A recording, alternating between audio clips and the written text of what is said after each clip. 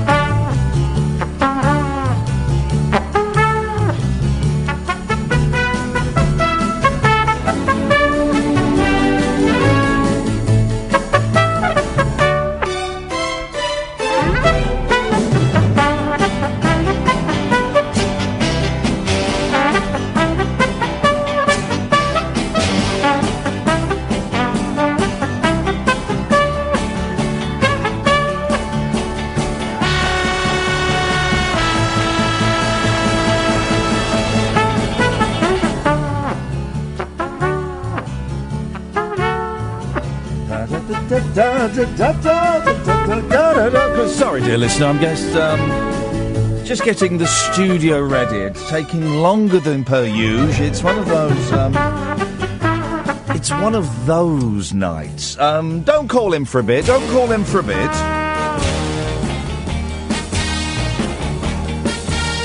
give me a few minutes to chat to our first guest, if you don't mind.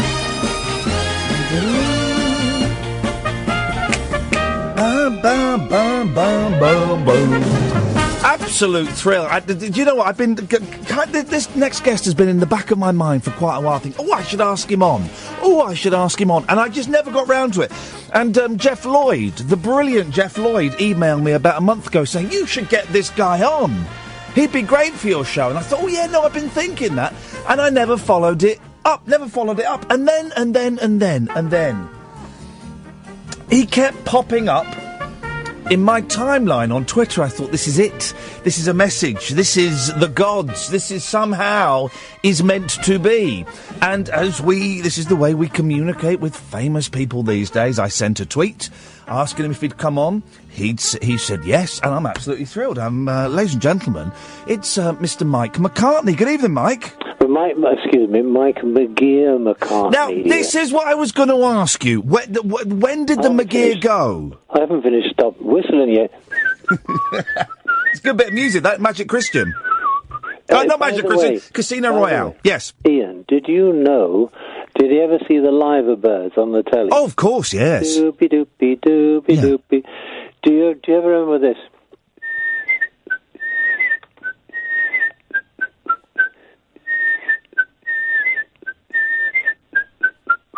All those years you watched live birds on the telly, that was my whistle. Oh! That started the programme. There we go. I did not know that. That's a pub quiz question, if ever there was one. These go up just there. You got world exclusive.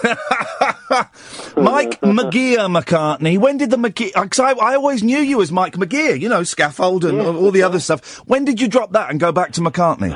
Oh, well, no, I was always Mike McCartney in my life, because I had two beautiful parents that gave me that beautiful name. It's my name. Yeah. I just changed it to protect the innocent. My brother was in a pop group that did very well up here, and then it started to get a bit more famous down in London, and his group was quite famous, and it was getting a bit sort of...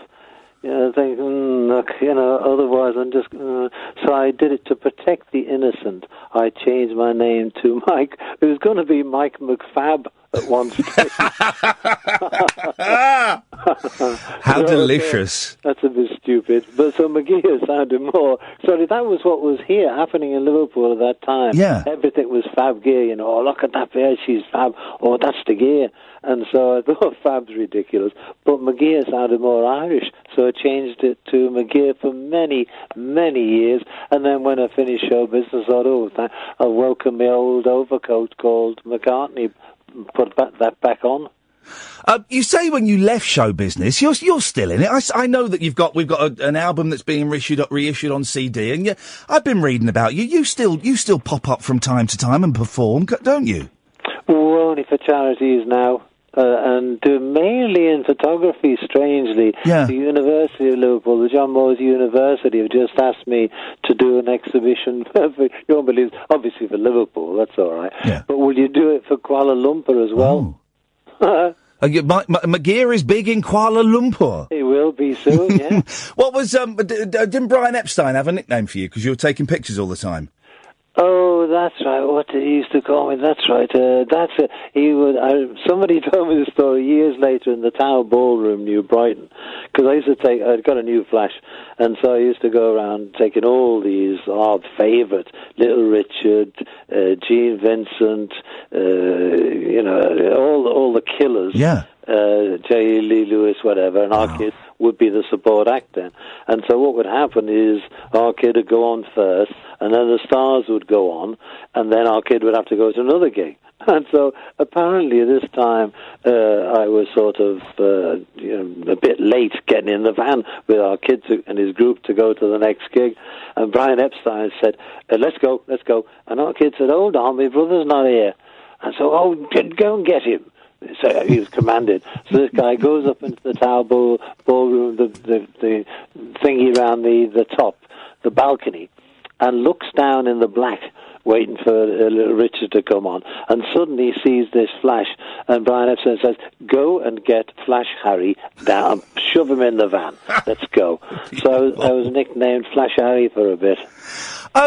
You had a lot of fun in the 60s, didn't you? The Scaffold, I think, are really kind of underrated British eccentrics that kind of, for me, I don't know if you'd agree with this, I think they kind of go in tandem with the Bonzos, you know, that kind of...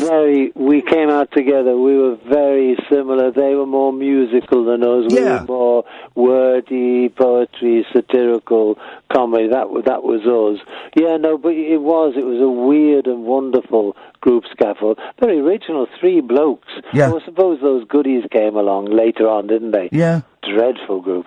But the Scaffold was so mad and so different, and so each character was so totally opposite to the other that it was a very different thing, and that's the whole thing about life, isn't it, being different? You went to the States with the Scaffold, didn't you? Have I touched on a thorny issue? Oh, bloody great. Oh, no, it's fantastic. No, we did. We went to the Paul Colby's Bitter End in Greenwich Village. Yeah. And, we did perform. What did they make of you? Did they suck it all in, or did you confuse them? Iain, you've hit the nail on the head. It went right over their head. Fantastic. And they would listen to us and just think, we speak English. No, you don't. You speak American. Yeah. We don't even speak English. We're from Liverpool. So we did our act, etc.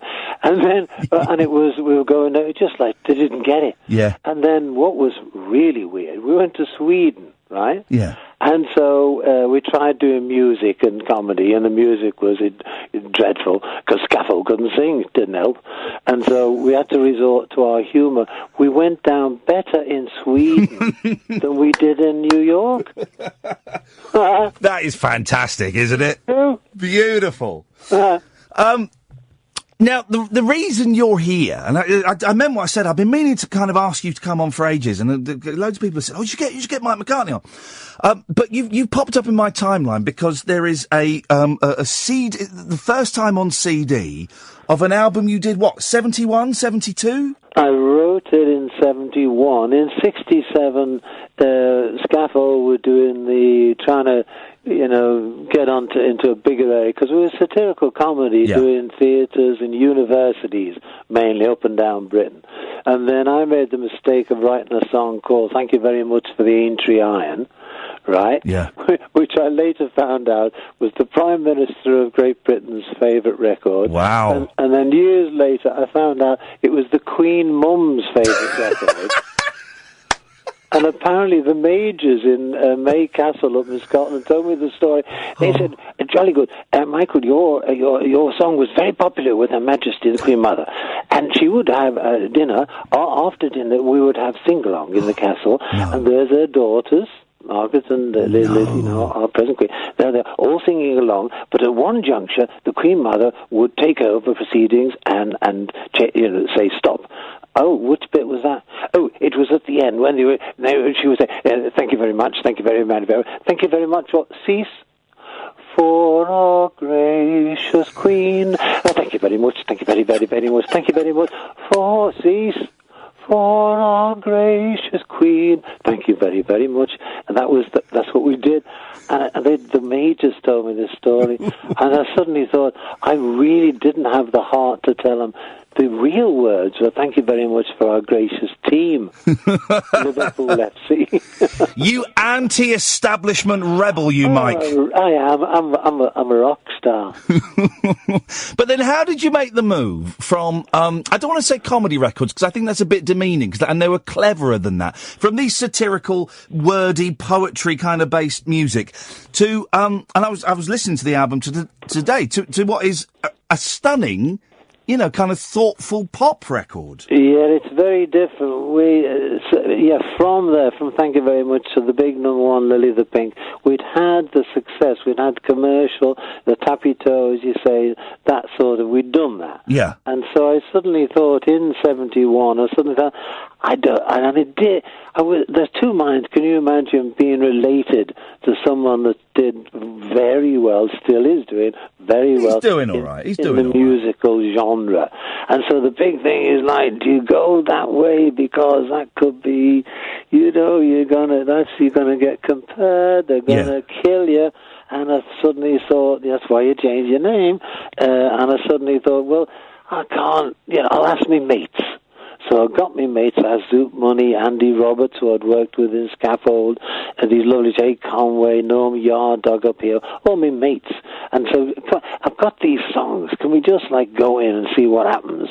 So I went into Strawberry Studios and started recording, and they were flowing. They just flowed. Yeah. Very different to the Lily the Pinks. Worlds apart. But I decided, sod that, I will just treat my voice like an instrument. I really love these musicians. They are so beautiful. And so I let them, they carried me. We all worked together, and then came down to London, went to Abbey Road, with the MI Abbey Road, with the MI then. Went into Abbey Road, added Brian Auger. Can you imagine all these things? Brian Auger, fantastic. Brass, all the lads, Alan Gorrie, Mike Ross, all that, Al Gorrie and Paul Corder did the vocals, etc. Yeah. Can you imagine? And then Ginger Johnson's African drums. Next time I talk to you, ask me about them coming to Abbey Road. It's a long and beautiful story. So all these fantastic musos, and it was that sort of thing where, I just let them go. Yeah. And as you heard, it's just a muso, or it's a muso album. And so I thought, wow, and I'm so proud of myself, so proud of them. And I thought, this is really, I just love it. I love it. So they might kill me in the industry, but I like what I've done. Yeah. And so there we are. And so I went to AMI and all proud and said, okay, and sat in the Manchester Square offices. They are beaming with pride. There you go. And they listened to it very quietly for the length like you did today. Yeah. Listened to the whole thing. And at the end, the boss of EMI said, Mike, yeah, good, love it, very nice. But can you give us another Lily the Pink? Oh.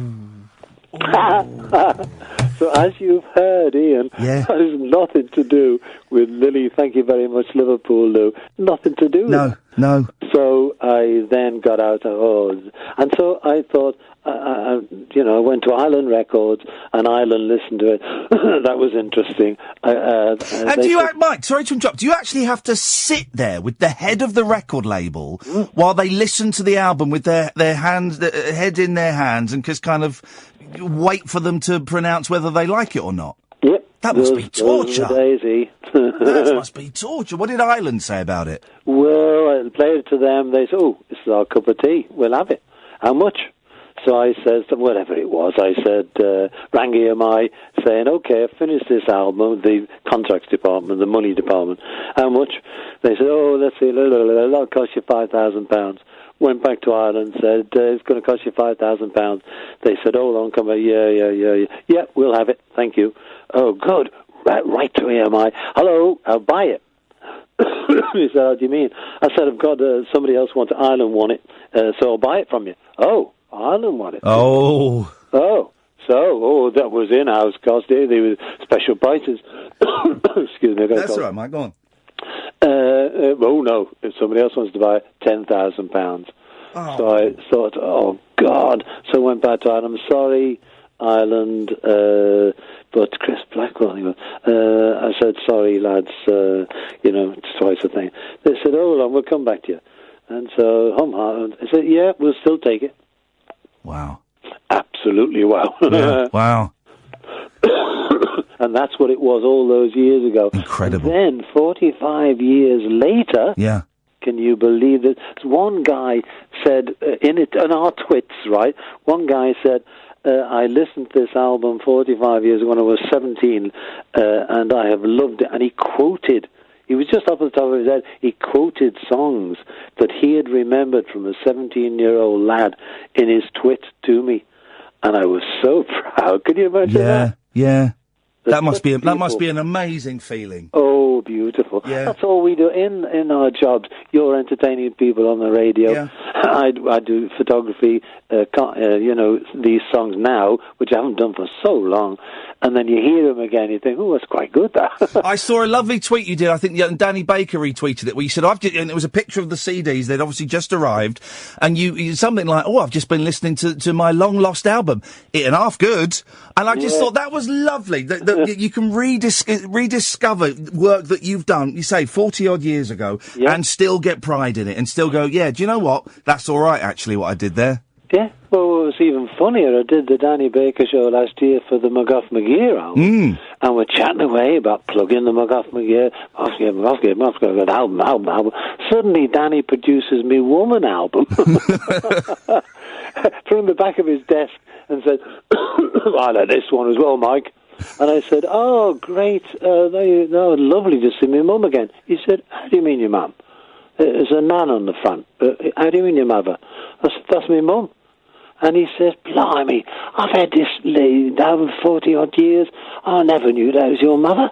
And I said, well, that's my mum when she was a nurse. It looks like a nun. Yeah, I'm looking at the picture now. That's your mum. Fantastic. That's my mum. Beautiful. That's why it's so beautiful, this coming out. And every time I see any ads or anything to do with it, there's my mother that I lost to 12 years of age. He left us. Yeah. And so that memories like that on this particular album are beautiful. Absolutely superb. We should mention. I think we've only mentioned the name of the album once. We should mention it. It is Woman. It is. But now, what name is it under, Mike? Is it McGear or McCartney? It says Michael McGear on Beautiful. it. Michael McGear. It's great, isn't it? Then that's the fella, and it's done by the brilliant people at Cherry Red. Esoteric Cherry Red Records. They're 45 years later. They have redigitated it. It's easy for you to say. I wish I could. Yes. Etc. Done all that business that they've done and put it out on this lovely CD. Have you got anything? There was another solo album, wasn't there? Was there only 2 solo albums you did? Let me think. Because I know you obviously there are Scaffold and McGear and all the kind of various mixtures of that. But were there 2? McGear, Woman, and I think McGear. Right. Okay. Which do you want another world exclusive, Ian? Yes, I do, Michael. I'm getting closer to the microphone. I want a world exclusive from you. I'm in talks now. Keep this to yourself. I won't tell anyone. No one's listening. I'm in talks now with two record companies. Yes. One in Liverpool and one in LA, or as we say in Liverpool, La. Okay, about the McGear album being re-released, hopefully this year. Tell them you want £10,000 for it. Keep that to you. No, E. No, we don't talk money. No. On air. But you can ring me privately, Ian. And, I've got your details now, mate. You ain't getting rid of me. Well, listen, the album is a treat. It's so nice. Just when you think we've rediscovered all the lost albums, this one sneaks out, and I'm looking forward to McGear coming out. We'll get you back on if it does come back out on CD. When you listen to this stuff and you think back 45 years to the young man that you were, do you listen to it and think, oh, I want to do a few more of these? Does it kind of get you the creative juices going a bit? Weirdly, my son, who's got 6 kids, 3 girls, 3 boys, eldest son is in New York, and he's got his little band called One. He's a graphic illustrator. Yeah. He does these, what is it, that telly thing, big telly thing that did Breaking Bad and all that. What's that called? It's a big thing on the telly. You just flip to it. Oh, Netflix. Yes, that's it. He does that. He does a lot of... Josh said to me years ago, "Hey, Dad, you're going to love this telly-series I'm working on." I said, "What's that, son?" He said, "It's called Breaking Bad." I said, "Never heard of it." "Oh, no," he said, "neither has anyone else." Yeah. You know, we're just working on it to release it in America, but you're going to love it. I said, "Why?" He said, "Because it's got the dad from Malcolm in the Middle in it." That's what I know him from, and I thought he was... But were you a fan of Malcolm in the Middle, then? I still am. It's so funny, and people think it's like a straight sitcom, but it's not. It's so funny and so naughty. My name is Earl, and Malcolm in the Middle are the ones that I have when my wife's out and she's in London at the moment, and I can get time to myself. I put these things on. There's such joy. Anarchy, talk about anarchy. Malcolm in the Middle. For parents, that is the... I think the mum in Malcolm in the Middle is just one of the finest actresses that ever to grace the screen. She's brilliant. They're all brilliant. Yeah. All the kids are brilliant. The mad officer that with his it was one hand, then it was no hands, with his patch, and it is absolute magic. Yeah. So what did your boy do on Breaking Bad then? He did all those, what do you call the I don't know the words, all these young words. He did the young words on Breaking Bad. Those things to introduce it to the public, the Spotifys and all these spotty faces. You're just saying things that you've read on the internet now. Stop it. You're embarrassing yourself. Yeah, well, I don't know. Well, he did that. He introduced Breaking Bad to America. Oh, fantastic. And so he has his own, but that's his main job. Yeah. And he's working on other what are they called? Netflix stuff. Yeah. That he tells me some great stuff coming out. Oh. But that's great that he did all that millions of years ago. And he's got his own little group in New York called WANNA, WANNA, if you ever hear it. Yeah. And, Google it. It's lovely. And he is talking about some ideas, Dad, why don't you do something again? So he might get me back to singing again. And how lovely would that be to be working with your son? Oh, that would be absolute magic. Wouldn't that be great? He plays drums. Oh, God, he plays everything, that bugger. But he's a natural drummer. Yeah. Max, our middle son, who is I think he's got the most money of them, all my boys, because he's a tattoo artist. Oh, crikey. And he was left university, I think he was thrown out, because he wanted to become a tattoo artist when it wasn't the vogue. Yeah. Yeah. Before Beckham's and all these people did it, and we thought it was, oh my God. And he was right at the beginning of it, and he's one of the best tattoo artists in Great Britain. What tattoos have you got, Mike? What have you had done? Come on, Ian, I'm not that stupid. Come on, for you, let your boy practice on you. First of all, the pain. Yes. Secondly, the money it costs. Yeah. I'm not stupid on either count. Well, you're a very sensible gentleman, and it sounds like you must be very proud of your kids. Oh, slightly, yes. The youngest one, Sonny, is a photographer down in that London place. Yeah. And he is no very talented boys, like their father. Well, Mike, listen, the album is Woman. Mike McGear, if you want to go and have a look at it, it's an absolute treat. It is one of those albums it's great, and it's so nice that it's coming out on CD, because I think it's absolutely delicious.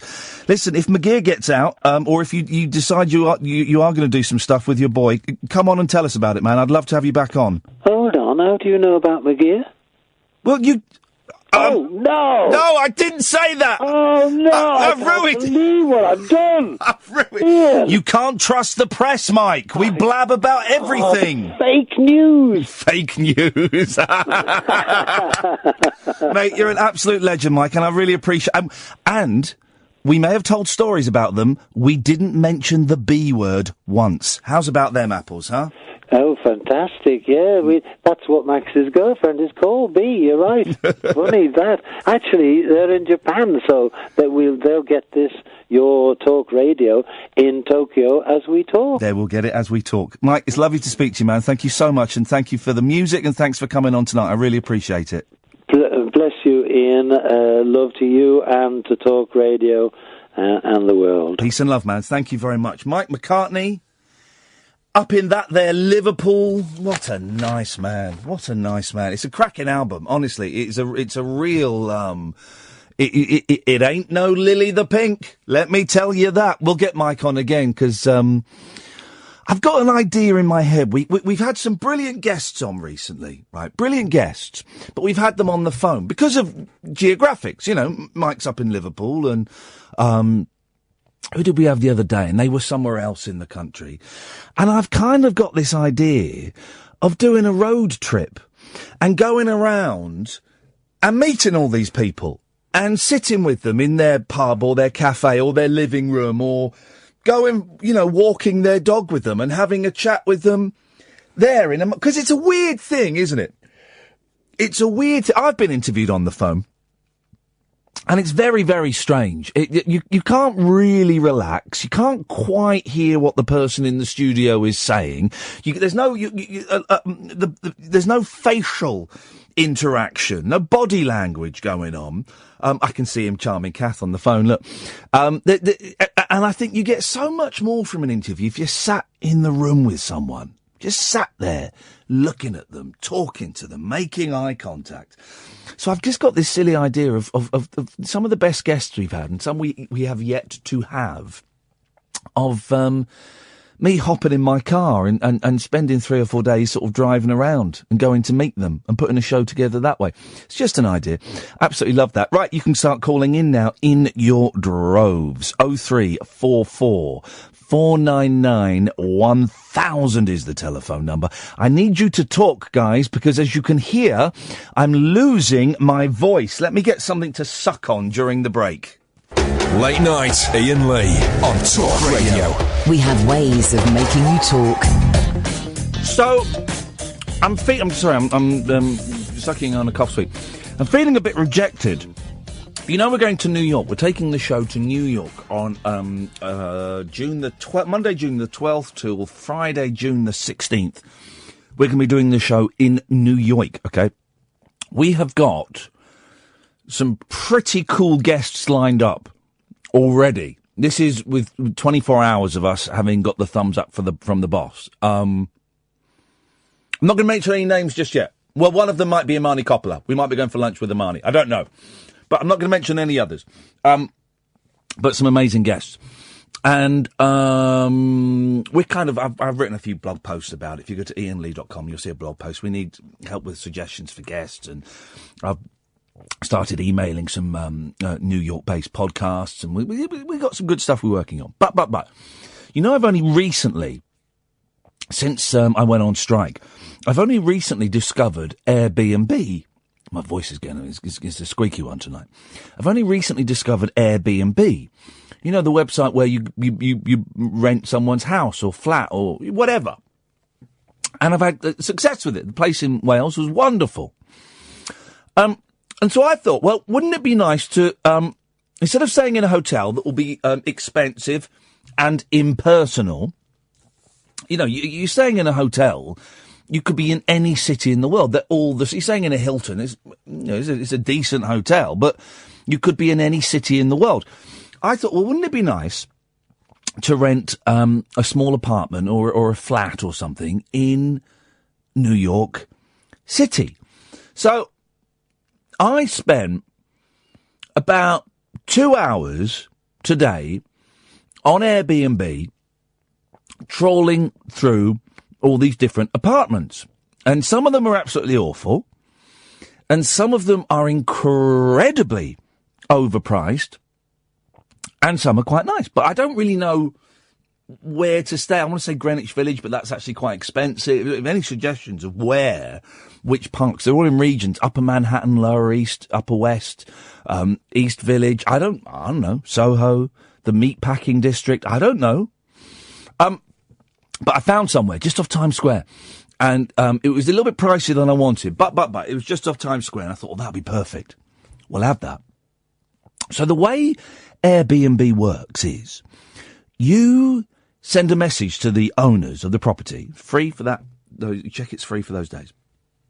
And you send a message to the owner saying, hello, my name is Iain. I would love to come and stay in your beautiful apartment. And, you know, you're dealing with Americans. Caddick, I'll come to you in a bit, 0344 499 1000. You're dealing with Americans, so you butter them up a bit. I'd love to come and stay in your wonderful apartment. It will make our trip to your fantastic city so much more memorable if we could stay somewhere. Although you're doing all that stuff, right? And I sent that off about 4:30. About 6 o'clock, I got a message back saying, "Hi Ian, thanks for expressing an interest. I'm doing this on my cell. When I get near a computer, I'll have a proper look through and I'll get back to you." I thought, yeah, beautiful. This is a done deal. This is a done deal. And then about an hour and about 9 o'clock, I get a message saying, your application has been rejected. And then she sent me, so that's an automated one. Then she sent me a very confusing message saying, I just wanted to check something. I hope you're happy with all of that. And I replied, sorry, Amy, whatever her name. Sorry, Amy. I'm a bit new to this. I'm not sure what that means. Does that mean we've not got the apartment? Thinking, I think we've got the apartment, but she's just maybe put the price up a little bit. And she replied, yes, sorry, you've not got the apartment. Thank you. And I just felt completely rejected. I'm thinking, what have I done? What have I done wrong? What did I do wrong? What on earth, in a very brief email message, would have given her the impression that I'm not a worthy resident? That I couldn't... what, did is there something in my photograph that makes her think I'm going to set fire to it? Or I'm going to do a dirty protest? What is... I couldn't believe it. And I really wanted to write to her and say, can I ask why? But I thought, no, I don't want to get into an argument. But I did want to, can I just ask why? What was it about my message or my photograph that made you think, I was gonna not be a good resident? And I feel rejected, and I wonder if this is going to be a new phenomenon. Dun, dun, dun, dun, dun. Airbnb rejection. You ever been rejected, Caddick? Loads of times, Ian, loads of times. Oh, man, it sucks, doesn't it? Especially when it comes to love. Because I've asked every girl I can think of if they would like to go for a drink. They either say, I'm sorry you're not my type, I'm sorry I've got a boyfriend, or you're just too ugly. Well, you kind of... That's a bit harsh, isn't it? You kind of have to respect their honesty, though. Yeah. But maybe it's the fact that you're just asking every girl you can think of. No, I'm pretty choosy. But no, you've asked every girl you can think of. I wouldn't say that was necessarily that choosy.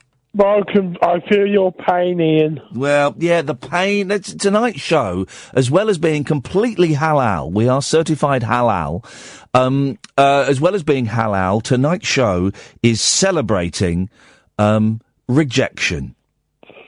I want your stories of rejection, dear listener. 0344 499 1000.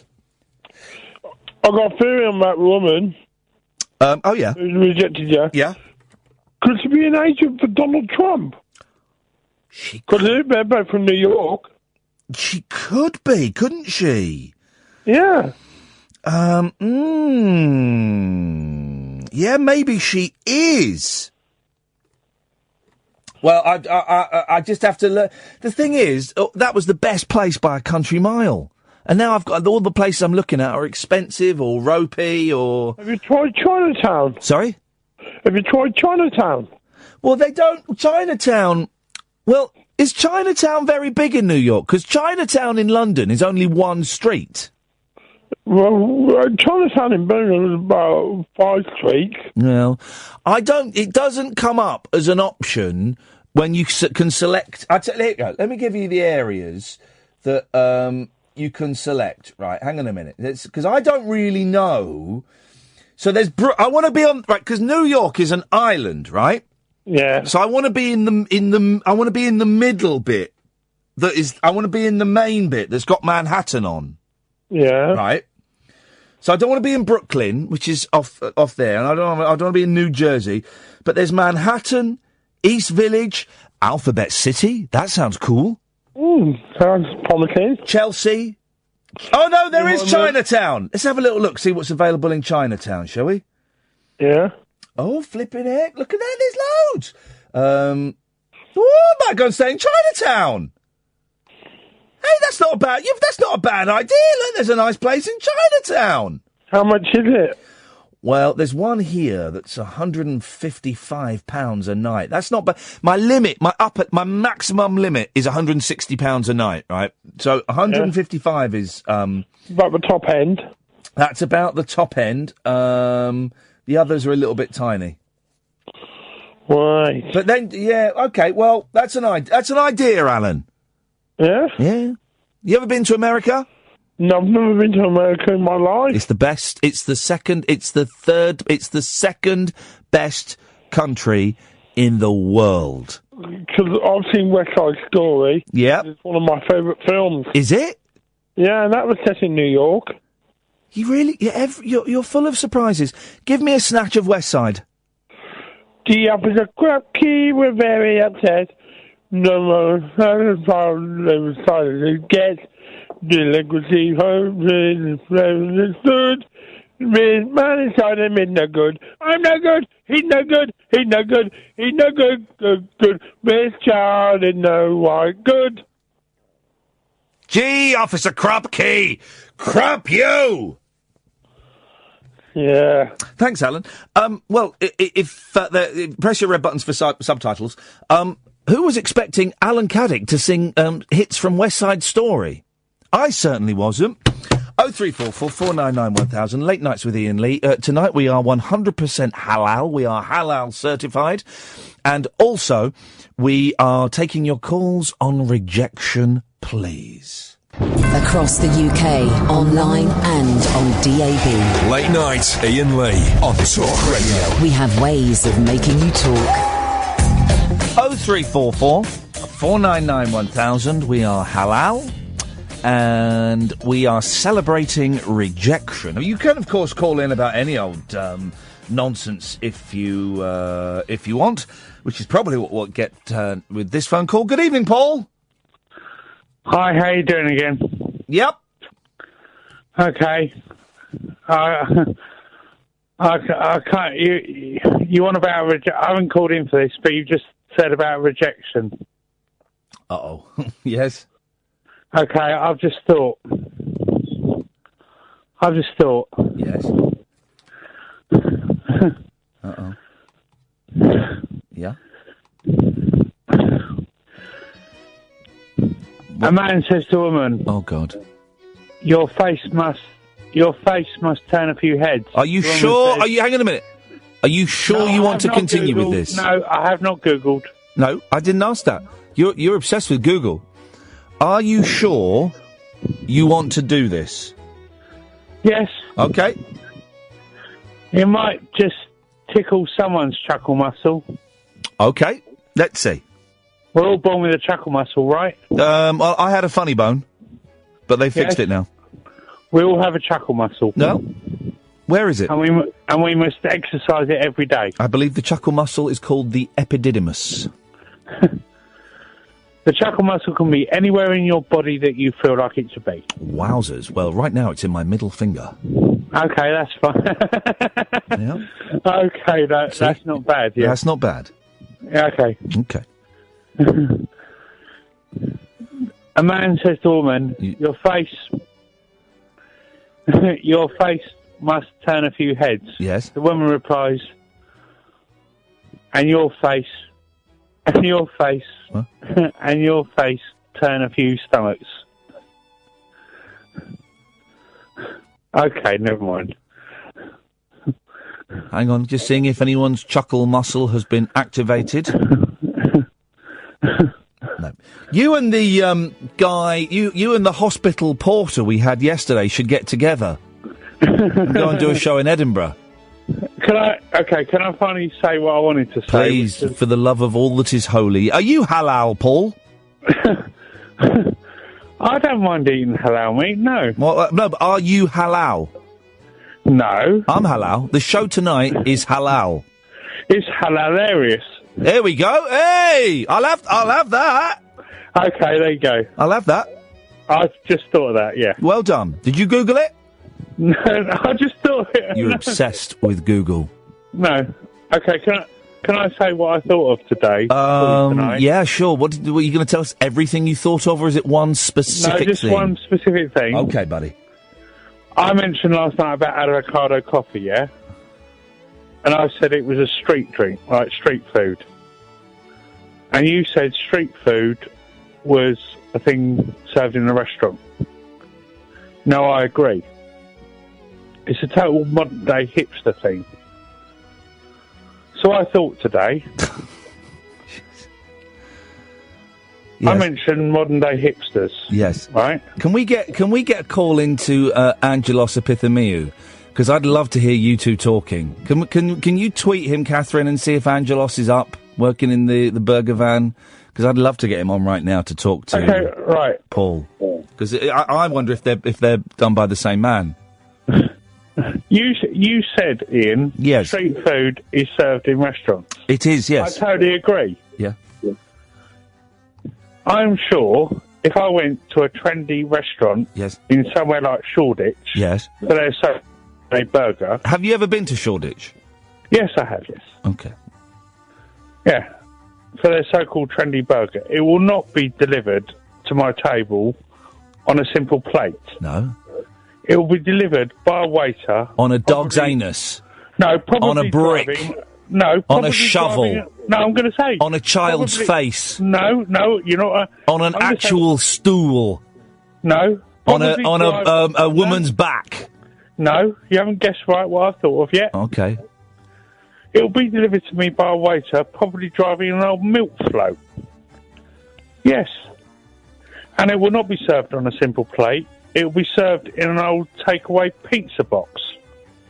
Yes, this is fashion today. It's true, isn't it? No. I see what you're doing. I like the idea of waiters driving around in milk floats. Yeah, it's brilliant, isn't it? That is actually brilliant. Yeah. I tell you what we've seen a lot of recently, the revival of the idiots on kids' scooters.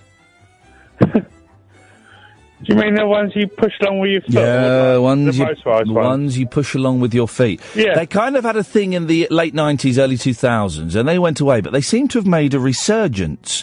I even saw a woman using one yesterday. A woman. Okay, just another thought off my head. Wow. How about bringing back the Sinclair C5 then? They have done. Are you sure? Yeah, they brought it back. Someone brought it back recently. Someone. I think it was even Sinclair's son brought it back. Someone sent me a link the other day, and I mistakenly clicked on it. I don't normally click on links. But yeah, bring it back. Yeah, put it in the bike lanes. That'll cause even more chaos in London. I have used a Sinclair C5. So have I. My old CDT teacher in my secondary school had one. Did he really? And he allowed me to drive it round in the playground once. I don't believe you. When I was on detention after school. I definitely don't believe you now. Okay, it's total truth. I don't believe you. I think you're saying it to sound cool. No, why have I just made that up then? To sound cool, you want to be my friend? The CDT teacher was called Mr. Farrow. No, that may be true, but the bit about the Sinclair C5, I think you're saying just because you want to be my friend. I'm right, aren't I?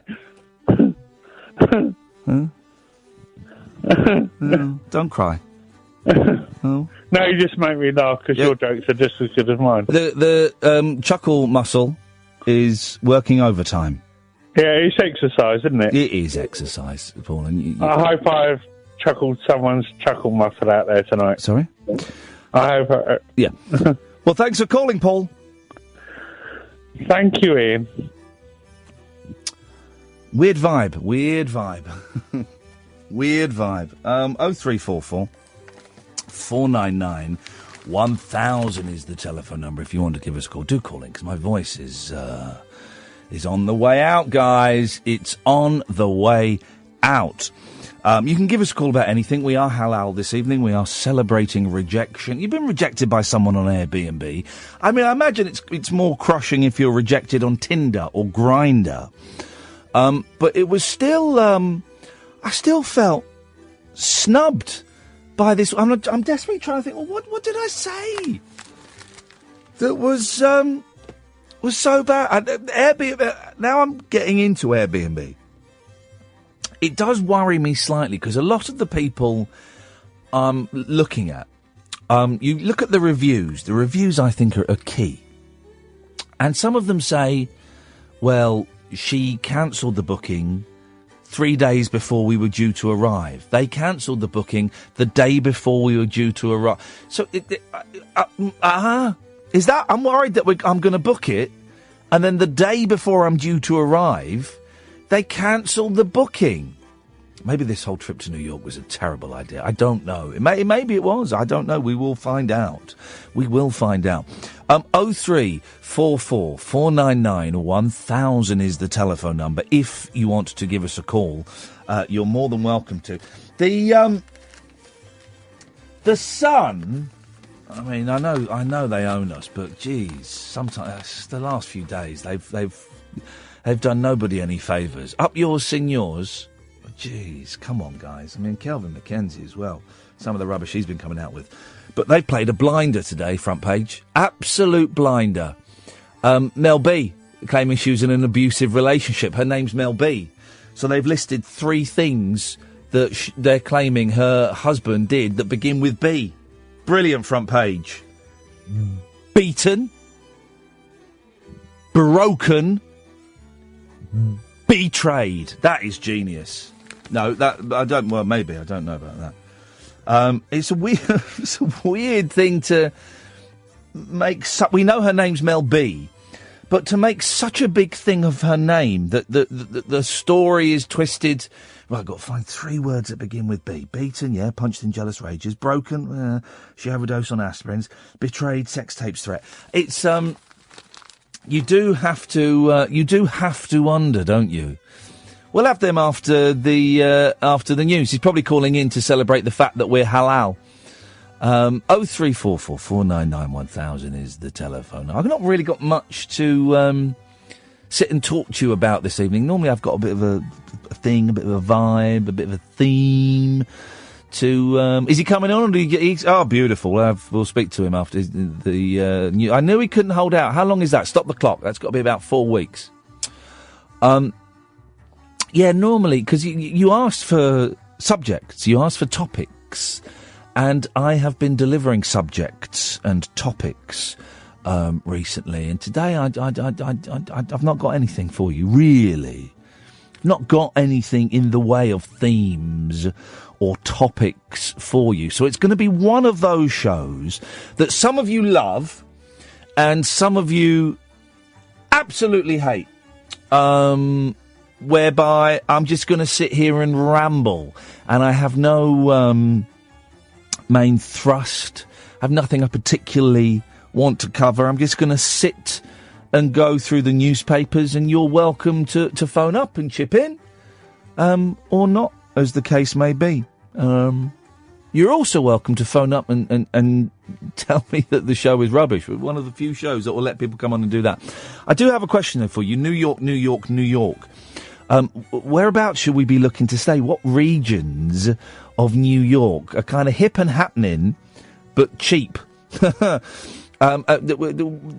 should I be looking? I don't really know. I've been to New York a few times, but I don't really know the kind of places that I should be looking for. So your tips would be gratefully appreciated. Please. 0344 499 1000. Late Nights with Iain Lee on Talk Radio.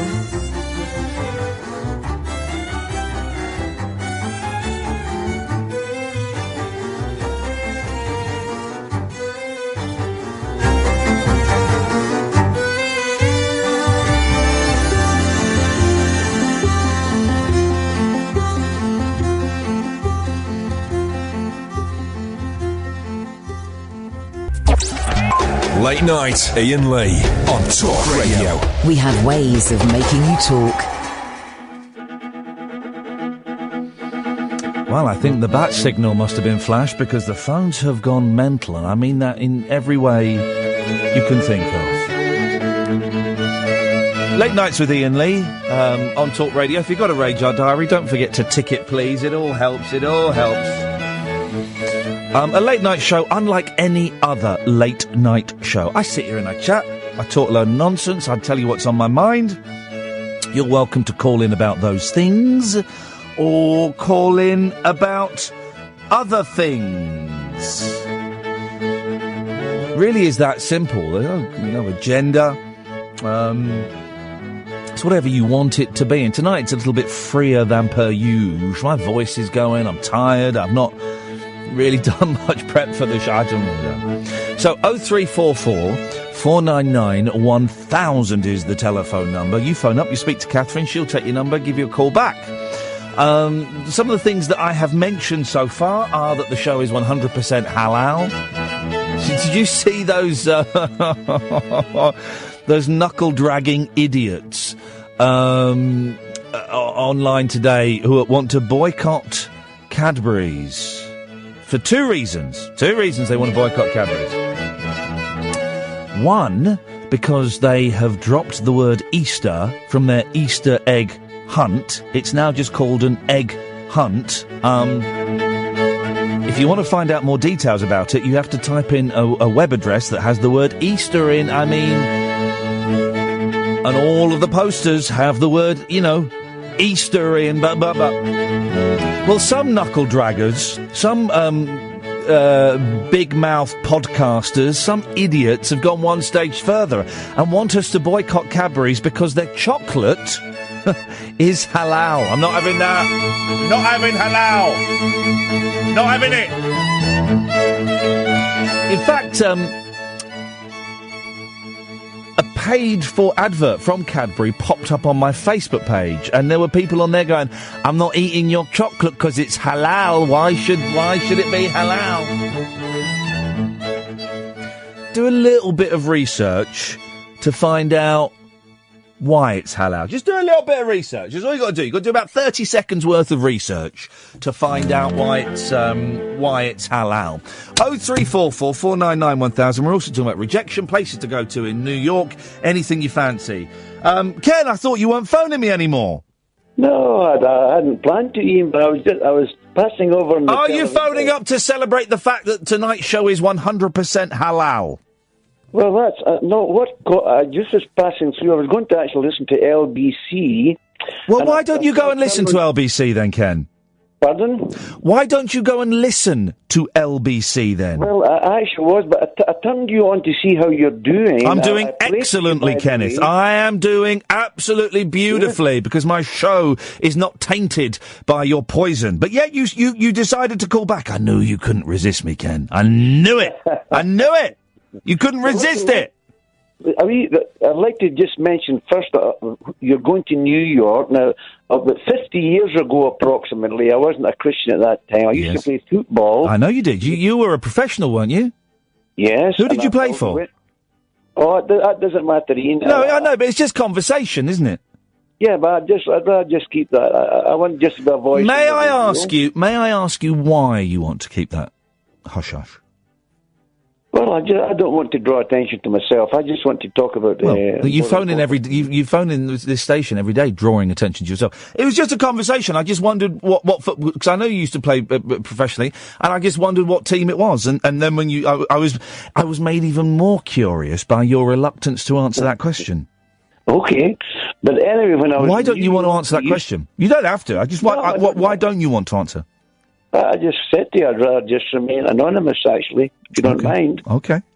That's okay. It's okay with me. When we went to New York, we used to do a bit of drinking, the players. Yes. And we used to go to a place called Brandy's. So I just sort of pass that on Brandy's. To you. I'll have a little look at Brandy's, see if it's there. Sounds like a very naughty place. No, it was a karaoke, actually. Oh, really? What was your karaoke song? Oh, yeah, I used to go and sing there, yes. Yeah, what was your song? The one I sang, one of them was, what was it? Well, since my baby left me, Dun, dun. I found a new place to dwell. Dun, dun. Down at the end of Lonely Street called Heartbreak Hotel. Don't leave me so lonely, baby. Don't leave me so lonely, or I'll die. Oh, there we go. Beautifully done, Kenny. That was a long time ago. Yeah, here we go. There we go. Yeah, so go listen, what I would like to, what drew my attention to, I thought I'd call you, Ian, was you wanted calls about rejection. Yes. And I would like to talk, if you don't mind, especially at this time of the year, about the greatest rejection in history. Was it when the Beatles got turned down by Decca? No. Oh, that was a good one. Much more important. That was a good one, wasn't it, Paul? It was a mistake. There was a mistake. The fella that made that never turned it down. And then after he turned down the Beatles and they went big, I can't remember his name, but he then went and signed every band he could find trying to find the next Beatles. I think he signed the Rolling Stones, so he didn't do too badly. Ken, say hello to Paul. Hello, Ken. I've listened to you for a long time, Ken. I really enjoy your contribution. Right, thank you very much, Paul, and God bless you. Got a lovely spirit, mate. Thank you, sir. Thank you, brother. What I would like to talk about, if you don't mind, Ian and Paul, we're joining here together, having a little discussion. This is the most important time for Christians, and we're talking about rejection. Well, the greatest rejection in history took place at the Passover time in Israel and Jerusalem, when Jesus was rejected by his own people and crucified on a cross at Calvary for us. He died for us. And I pray for you, Ian, quite regularly, because I regard you as a precious soul, a precious man. Oh, I'm precious, priceless, and valuable. I pray for you, man, that you're saved. I'm for you, man, and God is for you. But Jesus came here, Ian and Paul, to die. And Ken, listen, right? It's great that you're calling in, and I appreciate it. But I know that you're on the station pretty much every day saying the same thing, and I just think it's a bit boring for the listeners. And I know you're bearing witness, and that's great, and I know that is your mission. Trust me, you ain't going to convert no souls by coming on Talk Radio. There's no one at home going, "Oh God, hang on, this guy knows the truth." And I know that is what you believe, and that's great. And I totally don't believe in it, and it's very kind of you to pray for me, but a little bit patronising.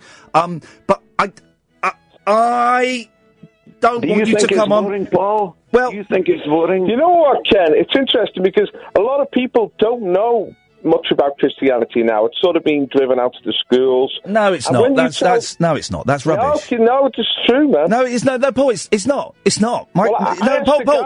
Paul. Let me give. Yeah. Paul, that's simply not true. My kids are 7 and 5. They know what Christmas is. They know what Easter is. Well, could they name the 12 disciples? Well, what's that got to do with anything? So you prove how holy you are by knowing things. No, but when I was a kid, this was just normal knowledge in society. Well, but why should indoctrination be normal? Well, it was our culture. It was our culture for over 1,000 years. Oh, Paul, that's where we come from. Yeah, but I'm glad that it's not our culture. I'm glad that my boys know about Christianity. Paul, let me finish. Yeah. I'm glad that my kids know about Christianity. I'm glad they know about Islam. I'm glad they know about Sikhism. I'm glad that they know about humanism. Did they know about jihad? Oh, Paul. Killing for Allah. Paul, what, Paul? It's part of Islam, mate. No, Paul, it's not, mate. It's not. And it's I'll tell you what it is. I'll tell you what it is. Because the Crusades never happened, did they, Paul? Yeah, but jihad's not part of Christianity. There's no Crusades in the New Testament. No, Jesus Paul, never picked up a sword. Here's the thing, right? I tolerate both of your calls, right? And I don't really have a problem with religion. But yeah. No, I don't. And don't for a second assume that you know me and you know my history, Paul. You haven't got a clue. Ian, I don't like. Talking down to me, man. Sorry. Listen. No, hang on. Hang on a minute. What did you just say? No, Paul, shut up. What did you? Paul, your fader's down. What did you just say to me? Your biases are not sacred. They're just your.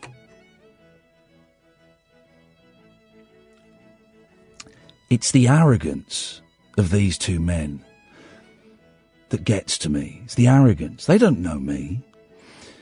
They don't know my history. They don't know my background.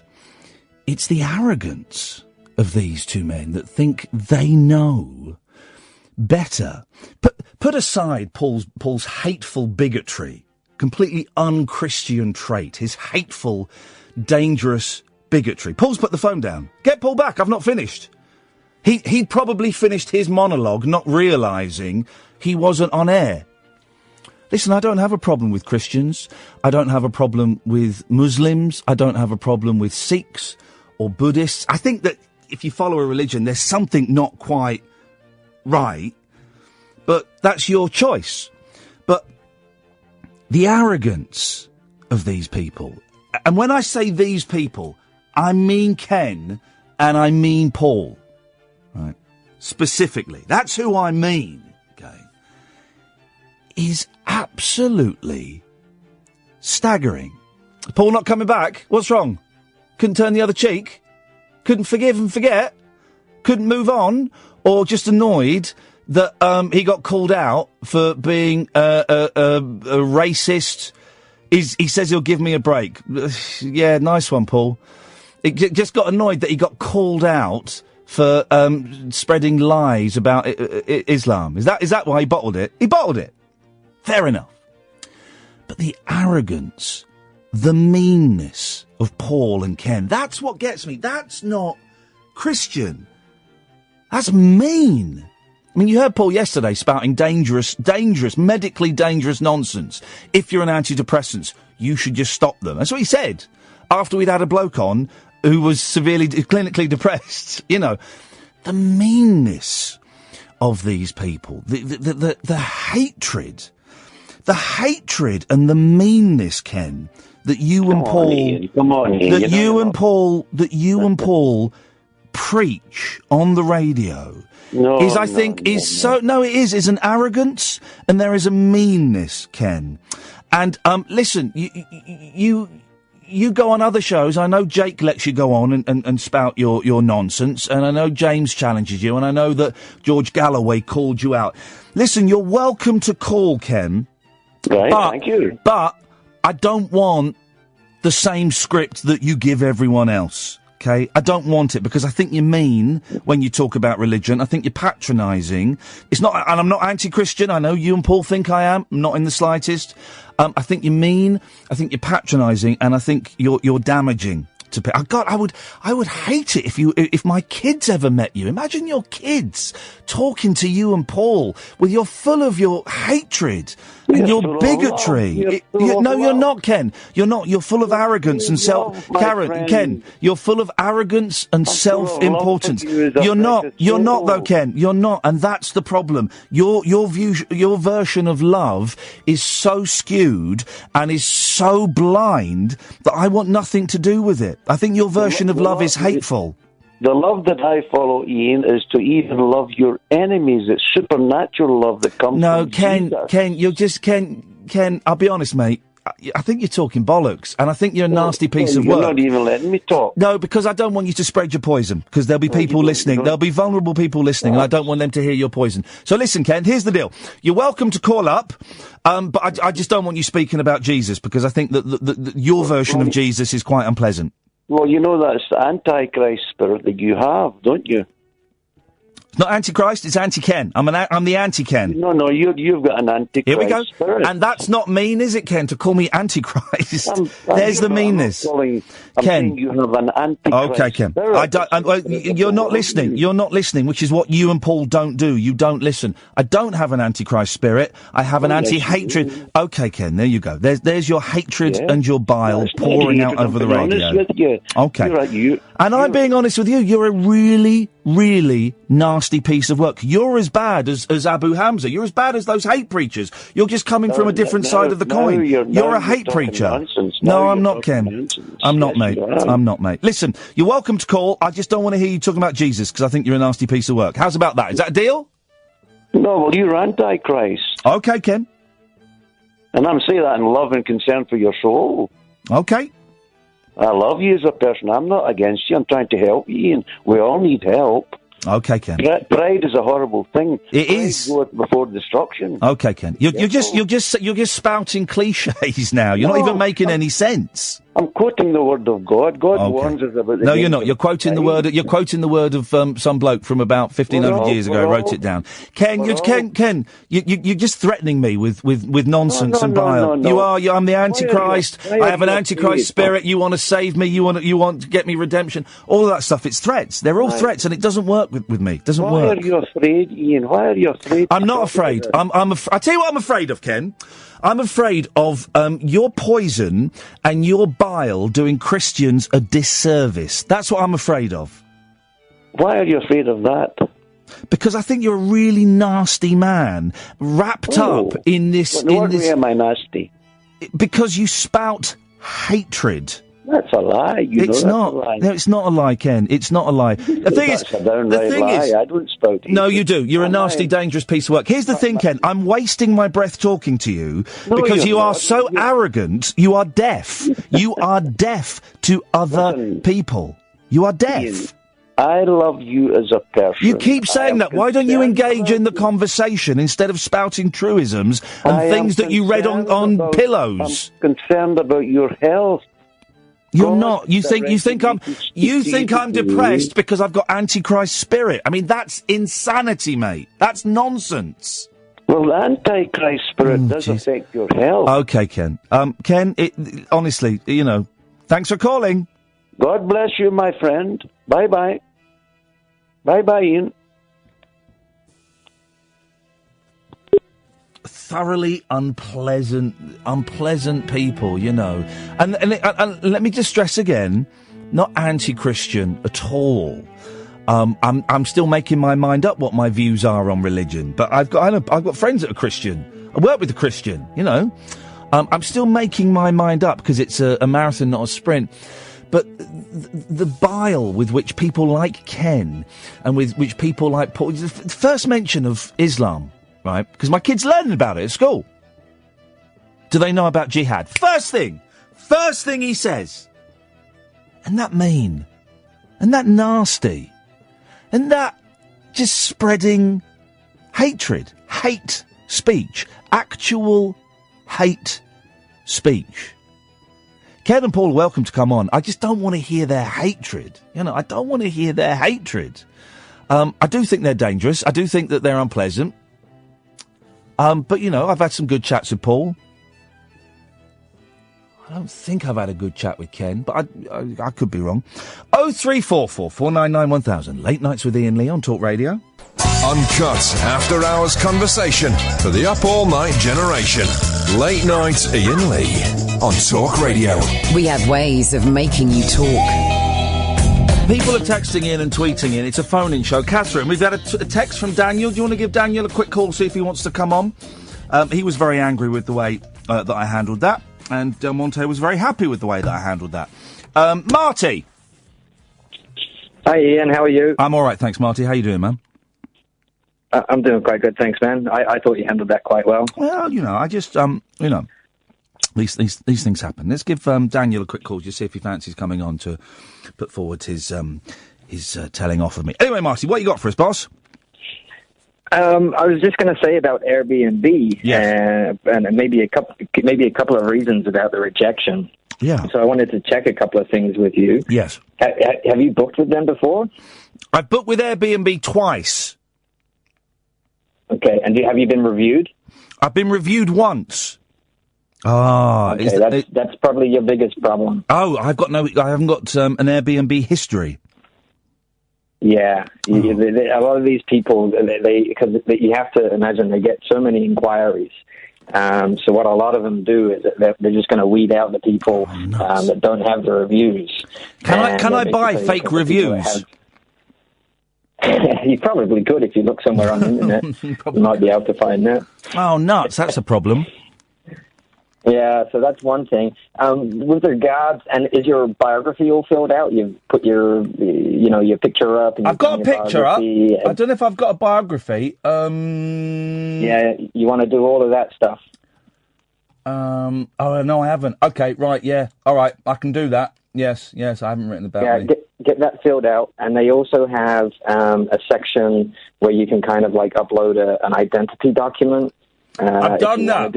I've done that because one place requested I did that. You've done that. Yeah, that's going to be really important as well. But by the way, people tweeting me, I don't read the tweets during the show. Twitter, I've just opened it for a second. It's a phone-in show, guys, so if you want to phone in, 0344 499 1000, that's what you need to do. Oh, go on, people. Dear, people are getting really angry. Martin from Birmingham and Paul and Daniel, who's too scared to answer the phone, and Andy on Twitter. Well, they should pick up the phone and call you, They should grow a pair. Grow a pair and pick up the phone. Don't send me a mean tweet. I'll tell you what, Andy on Twitter. I'm calling all the way from Canada. If I can call, they can call. There we go. Andy on Twitter is muted. There you go, brother. Yeah, exactly. So do you use Airbnb quite a bit? I've used it a few times, yeah. I mean, I travel a lot down to the States, so... Have you ever been rejected on it? Yes, plenty of times. So many times. It's not even funny. Did it hurt you? Because I took it as... Unfortunately. You're used to it. Did it hurt you the first time? Because I felt terrible. The first time, yeah, I have to be honest, it did. I was kind of like, well, what did I do, you know? Yeah. So... and with regards to staying in New York, my 2 cents is if you want to stay in Manhattan, I mean, everywhere is really expensive, as you know, but look towards the top of Manhattan, like Upper East Side, Upper West Side, and you'll find things are a bit cheaper. I know Harlem has a really bad name, but Harlem has, I mean, I was in New York in January, and I stayed in Harlem, and it's really clean, it's really friendly, and any kind of anything that you read or hear about Harlem isn't really true anymore. Well, all I really know about Harlem is from American movies like The Warriors, which I'm guessing that The Warriors is probably slightly out of date. Just a little bit, yeah. Have you seen that movie? It's a great film, man. The Warriors come out to play. It's a great film. There's a girl gang in it called the Lesers. All these gangs. Right? It's a brilliant film. Warriors come out to play. Love it. Thank you, Marty. I shall bear all of that in mind, and I shall write a biog tomorrow. All right, Ian. Nice one. Thank you very much indeed. Let me just... hang on a second. Yeah, what do you want? You keep calling up. This is Paul again. What do you want? You keep calling up. So, because I just want you to know, because it's important, I want you to know I'm not the Paul that you've just had on air. I'm not the same Paul you just had on air spouting rubbish about religion. Why is it important? Everyone knows you're not. You've got different voices. Okay, well, I did not know. It's just... What do you mean you're different? You've got to phone up every time a Paul comes on that you disagree with and say, I've just got to let you know I'm not the Paul that came on and said that I like souffle. I can't stand souffle. That's not a bad impression of my voice. I know. It's a very good impression of your voice. It's what I do in my spare time. I hate the sound of my voice. Oh, I know. So do I. I sound like a gay cockney, don't I? I'm neither of those. Robert! Hello there. I'm trying to do an impression of his voice, but I can't really get it. No, you got it's got to be. It's low and gravelly. That's how you do it. I know. That's how. You're good at that. Yeah. There we go. Hello, oh, Kath, look, you've been done in CFAX writing. Go and have a look. Horsenberger. Anyway, Robert, yes, sir. How are you? How's things tonight? It's fiery. Listen, I don't mind Ken and Paul phoning up. Ken does the same script, and I just think it's, as a listener, it's really boring to hear him phoning up Jake and then to hear him phoning up James and just coming out and spouting the same old rubbish. If he wants to phone up and talk about the football or the weather or karaoke, beautiful. And also, Paul, Paul, the first mention of the word Islam, and Paul, we're playing Malit's Malit with Paul, Islam, Jihad. I mean, for goodness sakes, man, grow up. Grow up, Paul. Too right. And I've had some great chats with Paul, and I'll have some great chats with him again. But just the arrogance and the it's not racism, but the arrogance and the anti-Islamophobia and the hatred. They're supposed to be Christians. The hatred. Oh, it's disgusting. I think it's sad. I feel sorry for them. I feel they feel sorry for me because I'm the Antichrist. I feel sorry for them. I pray to my humanist God, that they get, that they wake up from this malady that has befallen them, that the scales fall from their eyes and they realise they're talking hateful gibberish. Anyway, Robert. So we've got a God called Iain Lee, and we don't blather about it, know what I mean? We've got Ian Lee's the god. That's not weird, So is we it? don't- Yeah, it's not weird. That's great. Yeah, no. That's your god, Yes. Ian Lee. Yes. But I've got an important question for you. Yes, sir. Is there any chance, well, it's actually that's a question, but yes, is there any chance we get a kind of radio quiz going? Yeah? A radio quiz? I really love a quiz. I love it. A quiz? Yeah, like anything. It could be any quiz. You could name the quiz. I don't know. I'm thinking about maybe name the lyric. Like, here I go, beat, and you have to get the end of that song going. Again on my own. Right, go for it. I just did it. No, like, you go, here we go again on my own. And you take the mic. Like a drifter, I was born to walk alone. 2 points. Oh, so I'm in the lead. Yep. Well, I mean, quizzes, all right. Do you know what? Yes, we'll do a quiz. Hit me one. Go. Practice it. Yeah. But I don't want to do a singing quiz because my voice isn't going to hold out for the rest of the week if I do a singing quiz. Oh. So why don't you, what we'll do is we'll do a rolling quiz, like they did in the old days. So, Robert, you can set the first question. What kind of question do you want? Well, all right, I'll do the first question. Why is Toad in the Hole called Toad in the Hole? Good answer. Question. It's called Toad in the Hole because it looks like a wee toad. What? It doesn't look like a toad. It's a sausage. It's a sausage in Yorkshire pudding. Yeah, that's what I was going to say. Disgusting. It looks like a wee toad coming out of the sausage roll. Absolutely disgusting Toad in the Hole. Oh, come on, man. It is a horrible, horrible thing. I've never liked it. What about macaroni pie? Sorry?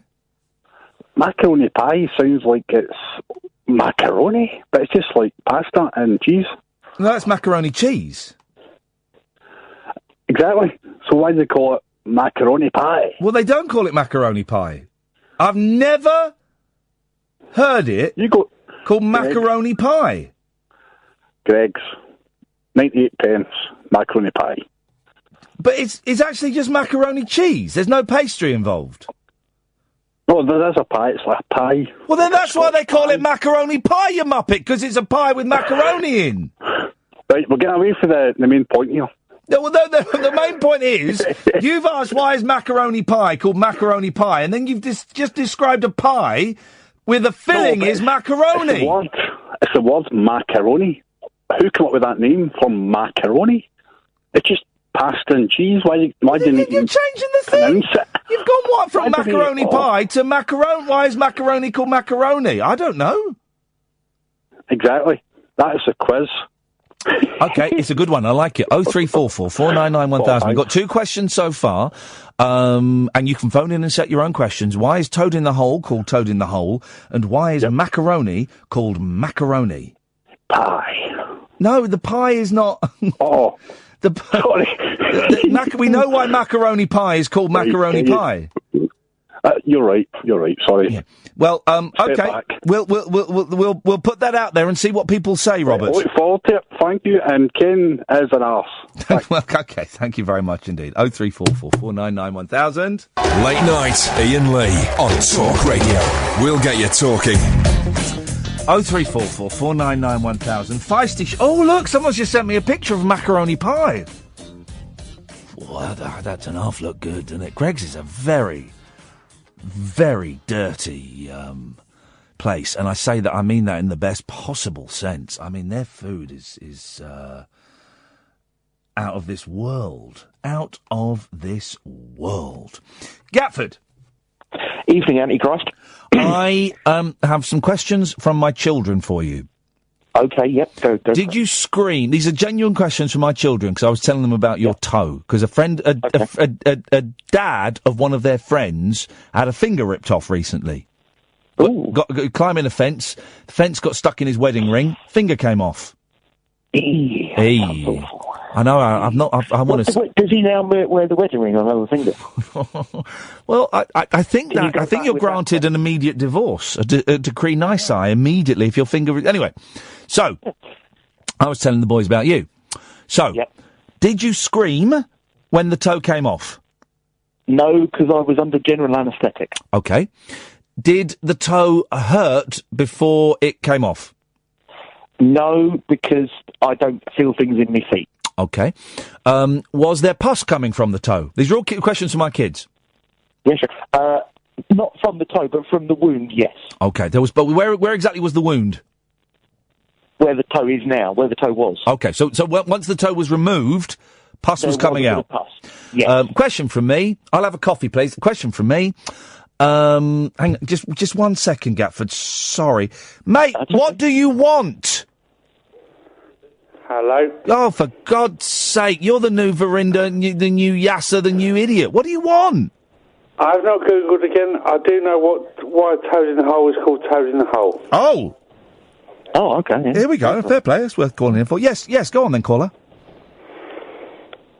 Toad in the Hole is called Toad in the Hole because once a famous king was playing golf, and when he putted his ball into the 18th hole, a frog popped out and stopped the ball.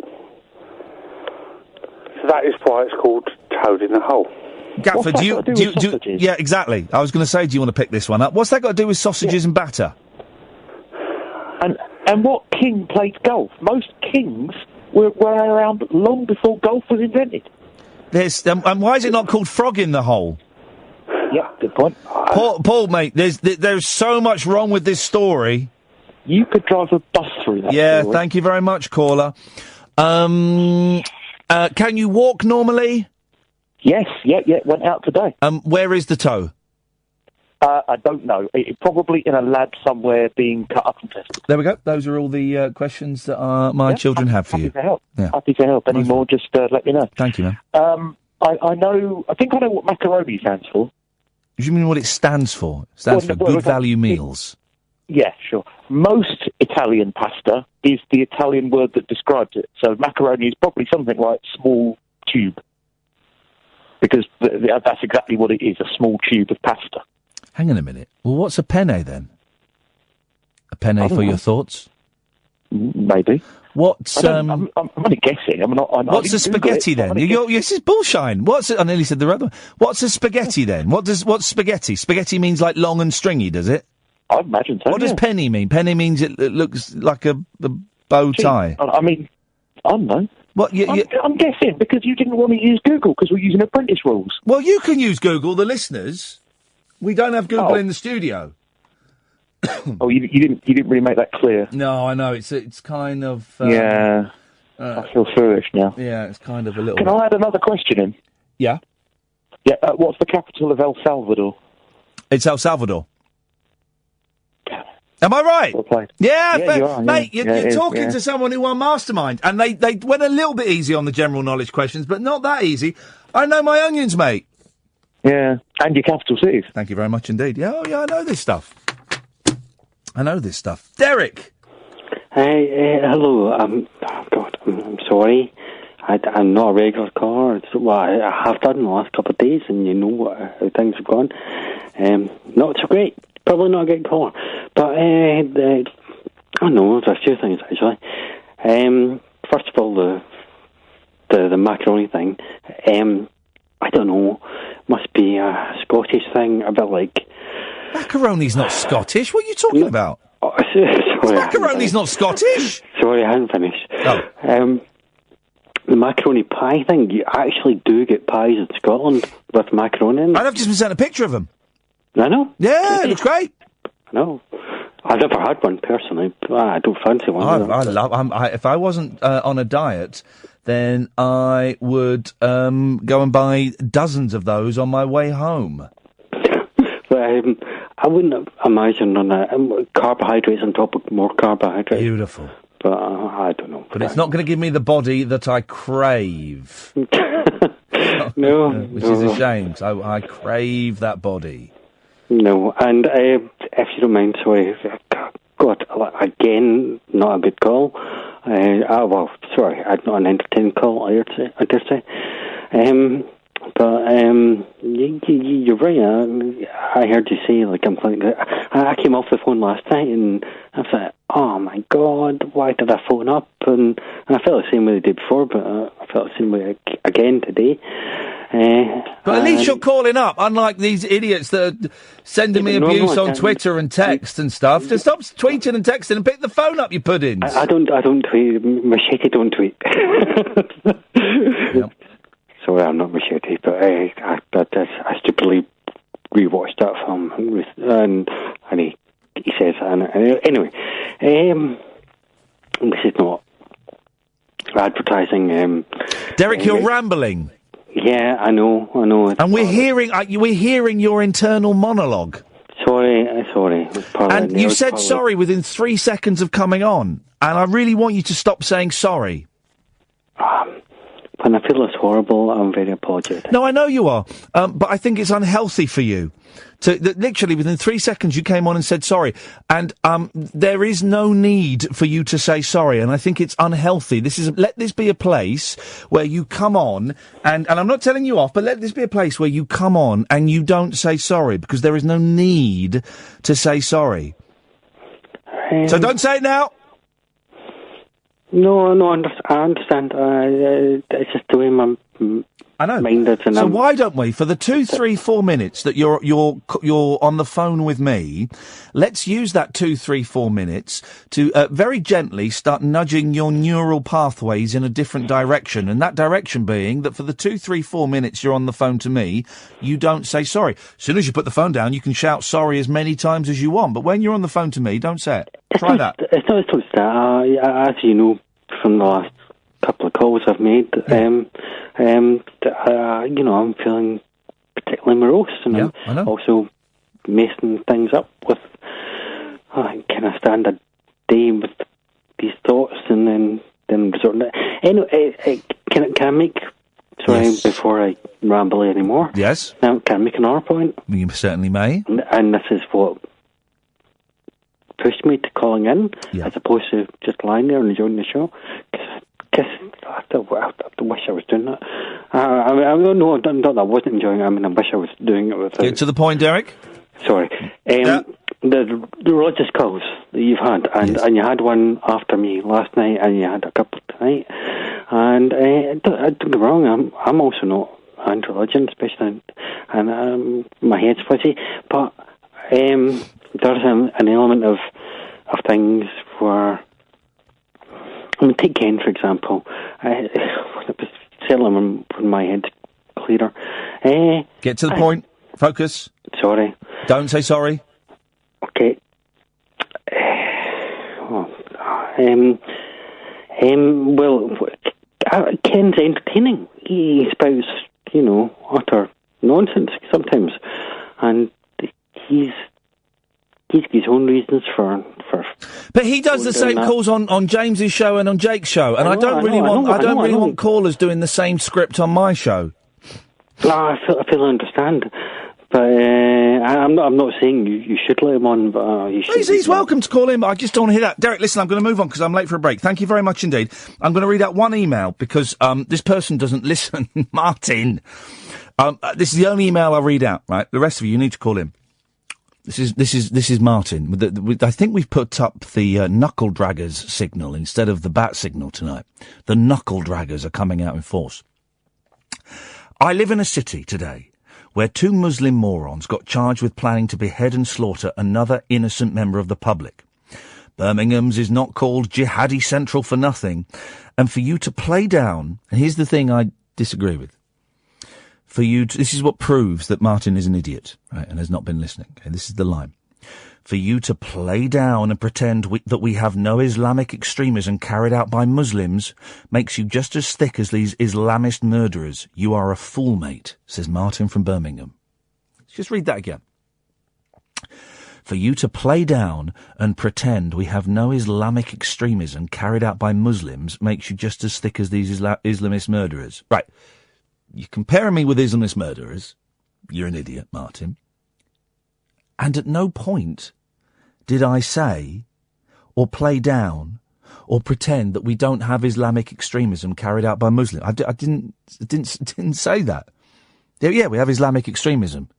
We have hate crimes carried out by Islamic extremists. Yeah, I know we do. I didn't say that. However, Martin, I am not of the opinion that all Muslims are Islamic extremists. I'm guessing you are, and here's why I think you are, because you sound thick. You're probably one of those people that won't eat Cadbury's because it's halal. And so all the animals that have gone into making the chocolate, in your opinion, have been slaughtered in the halal way. That's probably what you think, isn't it? Do you think that? Because if you think that, you're also an idiot. Go and look it up. But you've compared me to an Islamist murderer? Oh, Jesus, come on, Martin. Do better than that. Yes, I know there is Islamist extremism. I don't deny that. I know that there have been murders carried out by Muslims. I don't deny that. Just also think hate speech on the other side can be just as hurtful, okay? So I'm not playing it down, not pretending it. I don't know how much more obvious to make it, Martin. So it's not me that's thick. It's you that's thick, Martin. Do give us a call. That's the only email I'm going to read out because it is a phone-in show. But we really seem to have attracted the knuckle draggers. Have you listened to all your favourite podcasts? Is that why you're here? Jeez. 0344 499 1000. Late Nights with Iain Lee on Talk Radio.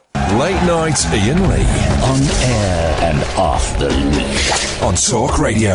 We have ways of making you talk. Man alive, they're all coming out of the woodwork this evening, aren't they? Which I suppose is great because at least we know where they are.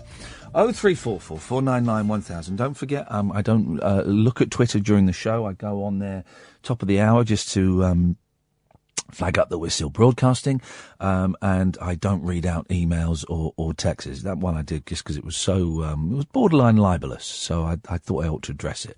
Don't worry, I'm not going to prosecute. 0344 499 1000, and don't send in cowardly texts. You know, you're an idiot. Phone up. If you think I'm an idiot, phone up and tell me I'm an idiot. You know. James is on the line. Good evening, James. Evening, mate. How you doing? All right, yeah. Yeah, good. I've only just caught the back end of this. I suppose I earned 10 pence and a trainer out of what was then Al-Qaeda. I've actually profited. What on earth are you talking about? In that, I was the winner of your shoe-in box competition. Flipping heck, that was a lifetime ago. I know, Didn't mate. we hid a shoe in a box somewhere? You did, but that was Golden Square days. Yes, and I was living not far from there. Yes. At the time. Yes. So you were hiding a box somewhere in London. Well, I think we hid it in the reception of the radio station, didn't we? Exactly. Yeah. Well, that was basically my point was I was an avid listener at the time, and I thought, well, you can't hide it anywhere because of Al-Qaeda. There you go. Finally, I've linked the dots to a very strange opening gambit to a phone conversation. There you go, mate. You don't get shamed. What have you done with that trainer, James? Where is it displayed at your home? Or maybe you put it in a safety deposit box? No, I returned the trainer. I kept the 10 pence. Oh. And sort of comforted myself with the thought that I'd earned 10 pence from Al-Qaeda rather than, at the time, the persuasionists, which were... steady. It wasn't steady. I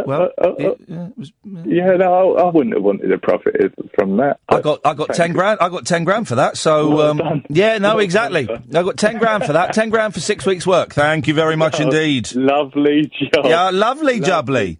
Now do it. Yeah. If only every time I walked down the road with my head in my hands, I'd comfort myself with the fact that I got 10 grand out of it. Well, yeah. Still, James, it's nice to try different things. Yeah, I don't think the persuasionist was as bad as it wasn't. I mean, it was pretty ropey, but it wasn't as bad as everyone said. Do you know what? I'm only mucking about. I'm going to find you, James. I'm going to hunt you down. I'm going to prize that 10 pence from your cold, dead hand. Do you know what, man? Sorry? I sort of found you. Yeah. Back in those days, this was pre-Twitter. Yeah. and everything. Yes. So back in those days, you know, I think this might have been before kids. I don't know. No, kids were definitely... kids have been around for centuries. No. So have they? Do you remember when I brought in a baby into Absolute and pretended that Eloise wasn't earning enough money so that she was taking in babies and babysitting? I do remember that was my little boy. That was my eldest son, who's now 7. That was just before this, though. Oh, right. But people genuinely believed that my producer at the time was earning so little that she had to babysit kids. It was brilliant. I do remember that, yeah. And I remember when you used to have the old... what was that fella who brought his keyboard in? Oh, God.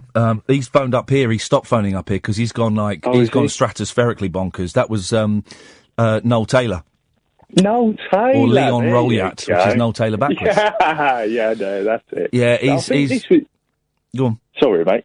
Go on. I was just saying he's called up here a few times, but not too often. He wants to build he wants to build a nirvana out of human feces.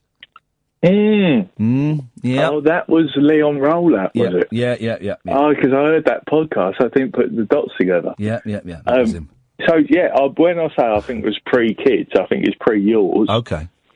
And this was in your boom hour X days. You're getting a little bit stalkerish now, James. No, this is a little bit near the knuckle. No, come off it. Come on. So I've won your competition. Yes. I can see it's affected you deeply. It has, mate. It has. See, there's a red card. That's a red card, James, because I'm very strict these days, but I appreciate your call. Call again next time. Make sure you've washed your mouth out with soap. What is going on? One of those... What is the... Cass taking a call. I'll take this one. What? You've been on already. What do you want? Sorry, I've just a wee update. Yes? The panic is over. Macaroni is just short crust pasta. Is that all right? Okay. That's literally not cleared anything up at all. I've got no... Is anyone... Says anyone paying attention? I don't know if they are. I've got no idea what's going on tonight. It's one of them shows tonight, guys. It's one of them shows. Gosh, another hour down. I literally could not tell you what we talked about in that hour. I couldn't tell you. I've got no idea. I'm supposed to do a little setup and say, well, this is what we've talked about in this hour. If you want to carry it on in the next hour, but I couldn't tell you. I could not do a summary of what we've talked about. Oh, I was compared to an Islamist murderer. That was it. That was the main thing. I'm just like an Islamist murderer. Thank you, Martin. Dearie me. 0344 499 1000 is the telephone number if you want to give us a call. You know the rules, guys. I'm going to sit here and talk about stuff. You are welcome to call in about stuff, or you can call in about anything you want. It's been a bit feisty tonight, and I enjoy that. It's good sport. Now's a good time to call. Got no calls on the switchboard, and we can ring you back during the news. Late Nights with Iain Lee on Talk Radio. Late Night, Iain Lee on Talk Radio. We have ways of making you talk.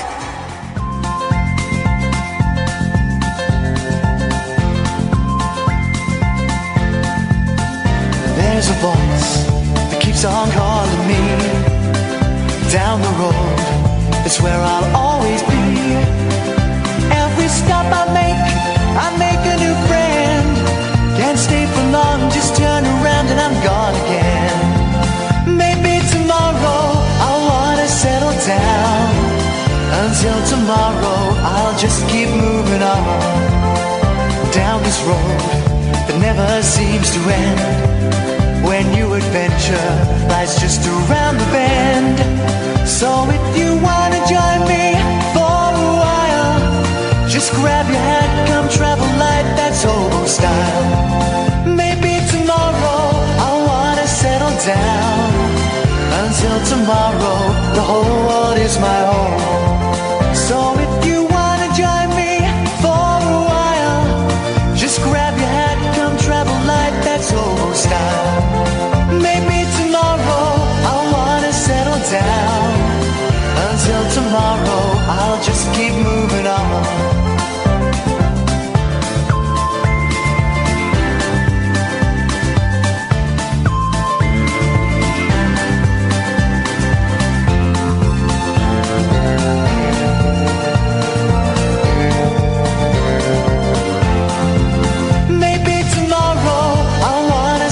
Down. Until tomorrow I'll just keep moving on. There's a world that's waiting to unfold, a brand new tale no one has ever told. We've journeyed far but you know it won't be long. We're almost there and we paid our fare with a hobo song. Maybe tomorrow I'll wanna settle down. Until tomorrow, I'll just keep moving on. So if you wanna join me for a while, just grab your hat, come travel light, that's hobo style. Maybe tomorrow, I'll find what I call home. Until tomorrow, you know I'm free to roll.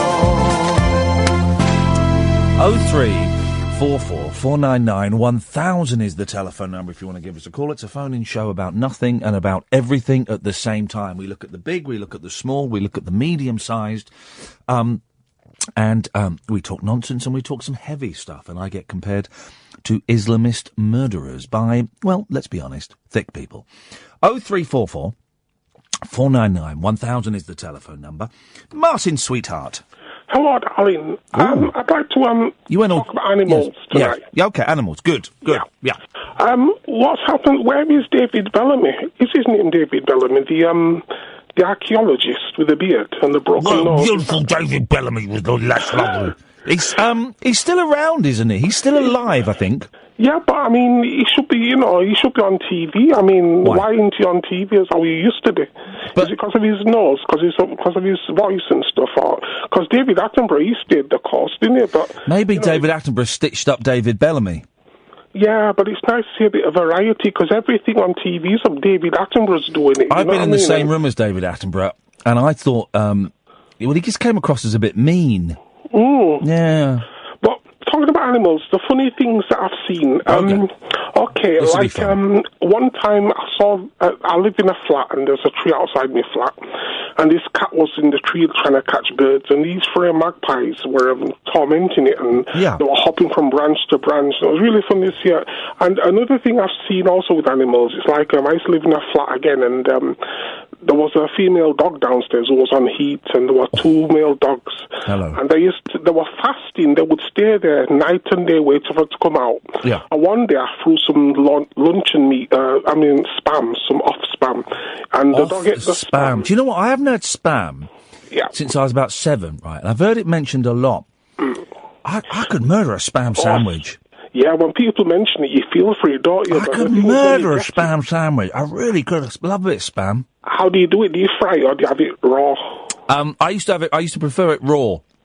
Nice bit of raw spam and a bit of bread, spam sandwich. Beautiful. It's a bit salty when it's cooked, isn't it, really? I don't remember. I remember having it cooked at my friend, what was his name?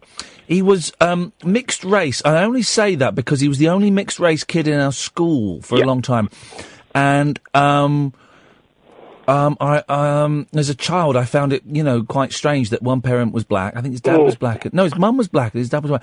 And I remember I went to his house after school, and his mum cooked spam. And I think I might have thrown up. But the thing is, what did they put in spam to make it last so long? I mean, they used to eat like L's and A's. I believe it's made of L's and A's, and I will not go into any more detail for fear. Yeah, sweetheart. Yeah. Okay. So whilst I'm here, I think it was last night before, there was a fellow who was really depressed on radio, and he didn't know what to do with himself. Yeah. I've got schizophrenia. Oh. And I've had it for 25 years, and I've been on the mental health scheme since I was 8 years old, and I'm 49 now. Flippin' it. So what? Hang on a minute. So what at 8 years old, if you weren't diagnosed with schizophrenia until you were, 20?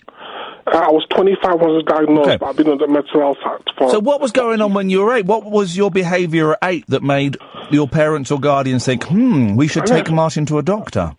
Well, I was an awkward child, and the thing is, I never wanted to learn at school, so they've sent me to a reform school for a couple of years. Yeah. And then from reform school, I went to a normal school, and then ended up in a special school, so I can't spell or read anything. Yeah. And, but the reason I was so difficult is because I wanted to maintain my identity. Now, the thing is, sweetheart, because... now I've got schizophrenia. When I go to church, that's where it all started. The very first day I walked into church, the schizophrenia started. Now, what is your definition of schizophrenia? Because it means different things to other people. So I'm keen to know what it is for you. For me, it's mania. For me, it's a feeling of not fitting in, as if people feel that you're alien to them. For me, it's not paranoia. No. It's just feeling that people think that you're awkward when you're not really, but that's the feeling you get, your vibe you get. Voices? Do you hear voices? Yeah, when I go to church, the voices start up here. Really? What do they say when you go to church? Well, they tell me to keep me flat tidy, to put on shirt and tie, come to church clean and proper. Yeah. But the things with me, my flat's a mess, you see, because, but the voices I do hear from church, it's like a father figure, and my dad, when I was a child, he didn't really want to know me, so now I'm a man, he wants to know me now, but it's too late, and I've stopped seeing him because, he wasn't around when I needed him, but now I'm a man, he wants to... Why is it too late, if you don't mind me asking, Martin? Yeah. Why is it too late? Why is it? That's a good question. Because I've never had it's like the voices. I don't want to, because it's meant to be God who's trying to guide me life, but I don't want to listen to him because I'm not sure what the end of the situation will be. Because he said, if you do as I say, then the schizophrenia will go away. That's what he's saying. Is it what the voice in your head says? No, it talks through like I'm talking to you. He puts his ideas into your mouth to speak. Right. So, the fellow was on the other night, though. I mean, the thing that's helped me a lot is, like, I've told you before, I've been creating this universe for me future life, for my life to come. And it's taken 25 years to do it, and it's kept me occupied for 25 years, creating my universe for my life, for the afterlife. And I'm trying to say, if he can get something, like probably try to invent a game, a board game, trying to do something, and just to keep him ticking over, because I was, like you said... Being creative, and it's hard when you're feeling depressed, but I do find that being creative is a very healthy way, if you're creatively minded, to I don't say combat depression, but it can be a good tool. You see, I take my medication. I don't like taking medication like everybody else, but I take it. And I say to myself, I want to live in a house, but the government can't give everybody a house. So the medication helps me to cope with living in a flat, you see. Yeah. Because our natural way of life should be living in a proper accommodation. And I haven't been into hospital for 25 years with my mental problems. And that's the first time I've been in, and I don't intend to go back in again. So it's been 25 years, and this universe has kept me ticking over. And it gives me, you've got to have a drive, but religion, I find religion hypnotizing. It's like they're waving, it's like somebody waving the hands in front of you and saying, imagine what you're going to live forever. But I want to see who's behind the hands that are waving. It's like if I came to you and I sat with my hands in front of your face and saying, you can live forever, you can have 10 virgins, you can do this, and you think, oh yeah, that's good. But with me, I don't want to see that. I want to look to see who's behind the sayings of these things. Because a lot of these Muslims who go around maiming people, they have their belief that they're going to have 10 or 7 virgins. No, it's not. It's more. It's 72 virgins. That's too many. That's too many. That's too many virgins. 72. That is greedy. You'd have to have a back of iron to them, to have 72 virgins. That is too many virgins. You see, in life, you got to, and don't take life too serious. Because I heard you say the other night that sometimes you wish you were dead. I sometimes wish I was dead. Because when I see gravestones on television, I look at them and I think, God, to think I'll be there soon. You know, because life is just one hell of a ditch. It's a horrible thing, is life, you know, and you've just got to find something that... This is your pep talk, is it? This is your cheering up talk. Life is a horrible thing. It's a horrible ditch, you know, that's what it is. And, you know, and it is a horrible ditch because that's where you end up at the road. You end up in a ditch covered over with soil and in a coffin, you know, and it's a horrible... But you just got to find and don't take yourself too seriously. Yes, you're right. Martin, Can I tell you a joke was, Annie, before I Please do. I need to get my laughter muscle, my epididymis working. So, yes, please do. A Chinese man goes to dentist and to doctors, and he walks in, and the doctor says to him, Mr. Pong, how can I help you today? So he says, I've come for a diagnosis on the itching. And the doctor says, you've got a lung count.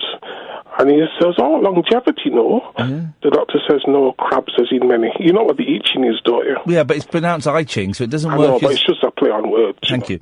Okay, that could have been worse. I tell you, we've not heard from a long time. So thank you for that, Martin. Talking, and Barry, I'll come to you in a bit. 0344 499 1000. Speaking about creating universes, we've not heard from. Was it the Purple Planet guy? What was his name? Paul? What was his name? Tony? Dave? The Purple. You know the guy that before he was born was given the choice of either Earth or a purple vegetable planet. But he chose Earth because he liked the colour. And he was going to reveal more of his secrets. He seems to have dropped off the radar. Maybe he's dropped down on the medication. I don't know. 0344 499 1000. Late Nights with Iain Lee on Talk Radio. The wild man of late night radio is back. Iain Lee on Talk Radio. We have ways of making you talk. 0344 499 1000 is the telephone number. The voice is just on the edge. It doesn't. I don't think it's going to go. I think it's just going to be on the edge today. I had to do a voiceover today for an advert, and I was really worried because it was a little bit croaky. So I had to just play it down a little bit and just do the voice a bit like this. Why don't you come and shop here? I think you're really into that kind of thing. And they said, Ian, we love it. That's great. Thinking they've got to go away with it. Otherwise, they would have demanded their money back. 0344 499 1000 is the telephone number if you want to give us a call. I've just turned on Periscope for the last 40 minutes of the show. Why the hell not? Barry. Hello, Ian. Hello, Barry. Ian, just a very quick one. Hello, Barry, my old friend. That's the one, isn't it? You again. Hey, Art Garfunkel's doing a show at the Palladium soon. Yes, so I heard. We're going to try and get him on the show. Oh, hey, I tell you, can I let you into a secret? I don't want to say it too loud because I don't want anyone else to nick him, right? There is a very strong chance we might get Dan Aykroyd on the show. There's a very strong chance we're going to get Aykroyd on the show. Fingers crossed, guys. Fingers crossed. Anyway, yes, Barry. Have you finished your Paul Simon book? Yes. I finished it. It's a cracking read, that. Absolutely. But I've got loads of... I'm really behind the books. I've got I'm halfway through the new Will Self book, which is brilliant. Not Will Self, Will Store. It's called Selfie. Then I've got the Matt Haig. Then I've been sent a PDF file of a book by a guy called Harold Bronson, who started Rhino Records, and he's written about the British invasion in the 60s of British groups going over to America.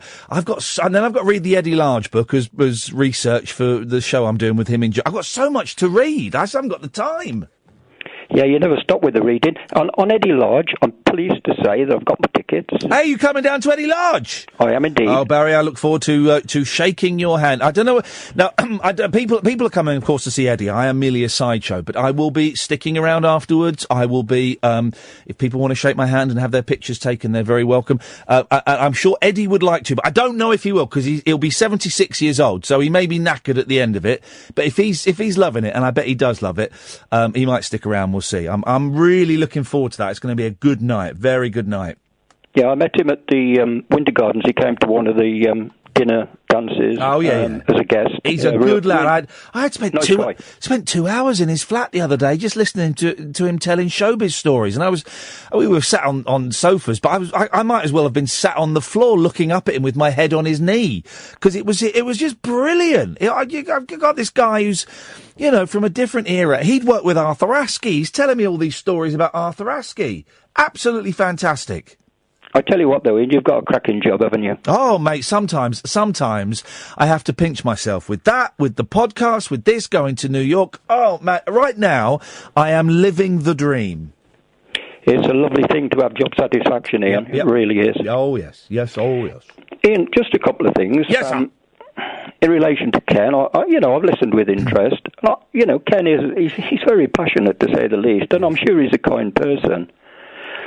But, when you start coming up with Antichrist labels and all of this stuff, and then this morbid thing about putting fear into you and all the rest of it, now, I think sometimes that they sort of destroy what they've got. They can offer. I think there's a lot of stuff that they can offer that's very nice indeed. But I'm not going to say again, right? If I say this again, Kath, tell me off, right? I'm not going to say again that I am not anti-Christian, because I say it and people don't hear it, and I've muted someone and had loads of tweets from people saying, all I heard was didn't hear Ken's hatred, all I heard was your anti-Christian rant. No, mate, not at all. I'm not even going to say it again, because I say it so many times and it falls on the deaf, bigoted ears of those that don't want to hear what I'm saying, so... But most of the listeners, Ian, would have appreciated what you were saying. You were saying exactly that. But the thing is, it's the people, the fundamentalists, they're the ones who can't hear it, Ian. Yeah. But can I just tell you about, it's like the spiritual side of people. Yes. I have a real fascination with it, because I think most people are searching, and sometimes, you need to be left alone a little bit to find whatever it is that can give you a bit of solace. Yes. And the big fear with a lot of people, and it's used a great deal, this fear about death and purgatory and all the rest. And it is used, and wrongly so. Now, a little bit about today, just one little experience today, that I'm sure it was purely symbolic. I collected my father-in-law's ashes that came down from Staffordshire. Oh. He used to come down to Weston-super-Mare. When you say they came down, what were they in a jiffy bag? They were in a sort of a sealed bag. They came down from Lichfield in Staffordshire. Yes. He used to visit us down at Weston-super-Mare when we were managers of a convalescent home, and he loved it down here. So the arrangements were that I would... it was one of the things he wanted his sort of be scattered there. Yes. So I picked them up today from the funeral undertakers. A very charming, nice lady. Yes. I put them into my backpack because I'm on the run, and I thought, now what do I do? So I ran down the prom because he loved the prom. Yes. I got onto the beach, and I did about 3/4 of a mile of the beach. I also put on my iPod on shuffle, and I thought, let's see what comes up. Here we go. iPod on shuffle. Sometimes it delivers gold. I think so as well, Ian. Yeah. I think so. Yeah, I do. Can I tell you the songs that come up? Please do. Right, so I'm getting a little bit of speed up because I like to start and warm up. Okay. So I get Neil Young, Rocking in the Free World. Well, by then I'd got down and I was sort of down towards, and I'm running on the beach, and it was a beautiful day in Weston today, really beautiful day. So it's very atmospheric. Up comes Country Roads, Olivia Newton-John. Oh. Nice song. Yeah.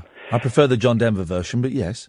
And so do I, and that's exactly what I said to my wife and my sister-in-law when I got back. Yeah. I would have preferred that one. Yeah. So by then, I've repeated a couple of them, and then I thought, now I'll see what I finish up with when I finally get to my destination, which is Clarence Park, which is the convalescent home as it used to be. Okay. And I get the final one, and then I'm on the point of actually doing the scattering. Yeah. And I get Procolarum, Why the Shade of Pale. Hang on a minute. You're doing the scattering whilst listening to your iPod? No. Oh. No. I finished. That was the last one that come up. Yep. And then I commenced the scattering. Yep. Because I sort of tried to follow the Buddhist persuasion, I worked a little bit with my mind, and I worked on his experiences and his love of the place, and I tried to bond with that. Yes. As I was saying, I think it's probably symbolic, a lot of what we do. Yes. Well. But it's nice to have. I thought your songs were going to be a little bit more appropriate, like "Daddy's Home" by Cliff Richard. Yeah, it's what come up, Ian, Yeah. and to me, I can look in there and I can find something. Okay. There you go. Yeah. Barry, thank you for that. I appreciate that. Let's go to Dennis. Evening, Dennis. Oh, Struth. Dennis? Let's try... hang on a minute. My screen's gone to cock. Dennis? Dennis? I can't shout. Right, give him a call back. Let's go to James. Hello, mate. Hey, Stephen. Yeah? Sorry I haven't phoned for a long time. That's all right. I've been in hospital. Oh, what happened? Diabetes, lost one of my legs. You what? Lost one of my legs. You lost one of your legs? Yep. Well, that's careless. Where did you last have it? I'm joking. What do you mean you lost one of your legs? Diabetes, mate. Hey. Oh, now I'm remembering exactly who you are. You're the fellow that was homeless for a long time. Yep, and I was living up in, near Newcastle. And you got a flat? Yep. Are you still in the flat? I'm still in the flat. Well, there we go. Moving to a bungalow. Yeah. Because of my leg. How did you lose it? Did you not see that coming? Was it a sudden thing? It started to go numb, and I went to hospital, and mate. Blown knee. Do they let you take it home? Say again? Do they let you take the leg home? I asked for that. I asked for if I could have it in a formaldehyde bottle. And what did they say? Ain't got a bottle big enough? No. They said no. Why? This is the thing that gets me, James, right? There's a really good documentary, by the way, on... it was on Netflix. I think they've taken it off, and it's about a man who has his leg chopped off, and he takes it from the hospital, and he has it mummified, but he leaves it in a barbecue in a lockup, and the lockup gets repossessed because he doesn't pay the rent on it. And the fella that he buys everything in the lockup, sight unseen. Why would you leave it in a lockup? Well, because this is the thing. So this fella... If I could, I'll keep it on the shelf. Well, yeah. But this fella, right, so he buys everything in the lockup and he takes it all home and he opens the barbecue. He goes, flipping it, there's a mummified leg in this. And the film is about the legal battle for the guy whose leg it is to get the leg off the guy who's bought it. It's a brilliant film. It's a really good film. But I wonder what the legal position is, James, because I would have thought if they're chopping off, what's a leg? A seventh of a body, a sixth of a body? Just below the knee. So they wouldn't let you keep it. I would love that in a jar. Yeah, on a shelf. It would look. It would. I would. It would be an icebreaker. It sounds wrong to all your listeners and to you. No, I don't think it does. On a shelf, right? I don't think it does sound wrong. I think it sounds. If any part of my body is removed in a surgical procedure, I would want that bit of a body. It's my body. I'd start that in a man cave. Yeah, exactly. It'd be brilliant. In a corner. That's your leg. I'd bite my own toenails. No, I can't do that. Well, I can do it on one nail. Well, you could have done it if they took it off. You just pick it up. Anyway, so, blimey, how long ago did that come off? Well, I came out of hospital 2 days ago. Ah, man, how you doing with it? It hurts like... I'm not going to swear. No, but it physically hurts. Or the loss is emotionally painful. I can still feel the end of my foot. Yeah, this is what they say, don't they? You can still feel the ache in your toes and all that. Isn't that incredible? Wrong in so many aspects, mate. Seriously. Yeah. I mean, I might sound a bit slurred at the moment because I'm on tramadol and morphine. A lot of my listeners are, so you're welcome to the club. A lot of them are on tramadol, we found out recently. But no. You can feel the ache in your ankle. Yeah, that must be incredible. It's really weird, man. But no, I'm starting work in 2 days' time. You sure? Yeah. Wow. No, because I'll do my own leaflet distributing business. Yeah. as I spoke to you before about. How do you feel in your head about it, James? Have you got your head around? I know you're on tramadol and morphine, so your head's going to be around Jupiter at the moment. But have you got your head around losing a leg? It's a lost leg. It's what happened. Yeah. But yeah, no. Tomorrow I might wake up and feel a bit different. But no. I've got my dogs. I can let them off the leads. Oh, can I just say something else that other listeners might find inappropriate, but you'll get it. Right, you love your dogs, yeah? Yeah. Right, how many dogs you got? I've got one now. One, okay. You love your dog, yeah? Yeah. And sometimes, when you got a bit of extra cash in your pocket, and we've all done it, I bet you buy your dog a nice bit of fresh meat, or some nice sausages, and cook up the sausages for him, yeah? Yeah, she goes before me. Yeah, of course she does. Imagine the pleasure your dog would have got from gnawing on your leg. Oh. The pleasure of your dog. I can't think of anything more intimate. That would have been so much fun to sit there and watch that. Wouldn't it have been? Wouldn't it? And I'm glad you took it in the way. Way I meant it. Man, you know, I know I'm weird like you, mate. I would love my dog to go. You come home from the hospital. Here you go, girl. Go on, you have some of that. Go on, treat yourself. Yeah, if she'd have broken the jaw, if I'd have got the jaw with a leg in it, and woke up with gnawing on my leg. Well, Kath is typing on the screen that the dog would get a taste for him. So for you. Giggled. So the dog. The thing is, though, you'd wake up in the night and the dog would be like chewing on your fingers because the dog's got the taste of your flesh. But yeah, the dog chewing on your leg. That'd be a lovely image, wouldn't it? I mean, beautiful. That'd be so. The yellow card. There's a yellow card. Sorry, bruv. No. Listen, I pressed the dump button. I'm calling that. Apologies to the people on Periscope. I'm calling that a yellow card because you were on very, very strong medication. Don't you worry. Don't do any more of them.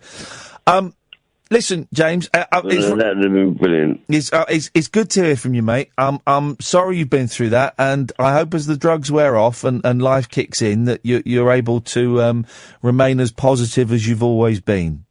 Well, I'm starting work in the next couple of days because I do leaflet distributing. Yeah. Well, so how you gonna? I've got to ask. Crutches, mate. Have you practiced on the crutches? Yeah. You're all right with them? I'm good with them. You're a grafter, James. No one can take that away from you, mate. And the dog's good off the lead, so all I've got to do is work my way up to someone's letterbox, put leaflets in. Beautiful. And that's it. I'm off and away. James, listen, give us a call soon, mate, yeah? All right, mate. Take care, fella. Oh, man alive. Isn't it, eh? Isn't it? 0344 499 1000. Oh, Habiba will be after this. Late Night Iain Lee. Unfiltered night talk with the original king of unconventional conversation on Talk Radio. We have ways of making you talk. 0344 499 1000. I really would struggle to categorise this evening's show. It has been all over the shop. There's only another 20 minutes of it to go before the two mics, so let's crack on. Habiba. Hello, Ian. How are you? Yeah, I'm all right, thank you, Habiba. Always nice to hear from you. What you got? Well, you know that gentleman who lost his leg? Yes. He can have it. It's his leg.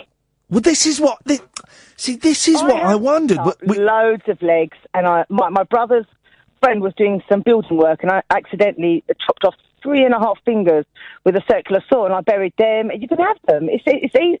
All he's got to do is got to get a funeral director to go and pick up the leg for him and ask them very nicely how much they would charge to stick it in formaldehyde and give it to him. If he's in London, I'll do it for him. I'm blown. I don't think he is in London. Sorry. Actually, no. I'm blown away by this because this is incredible stuff. We had, Gatford's had his big toe cut off. Don't.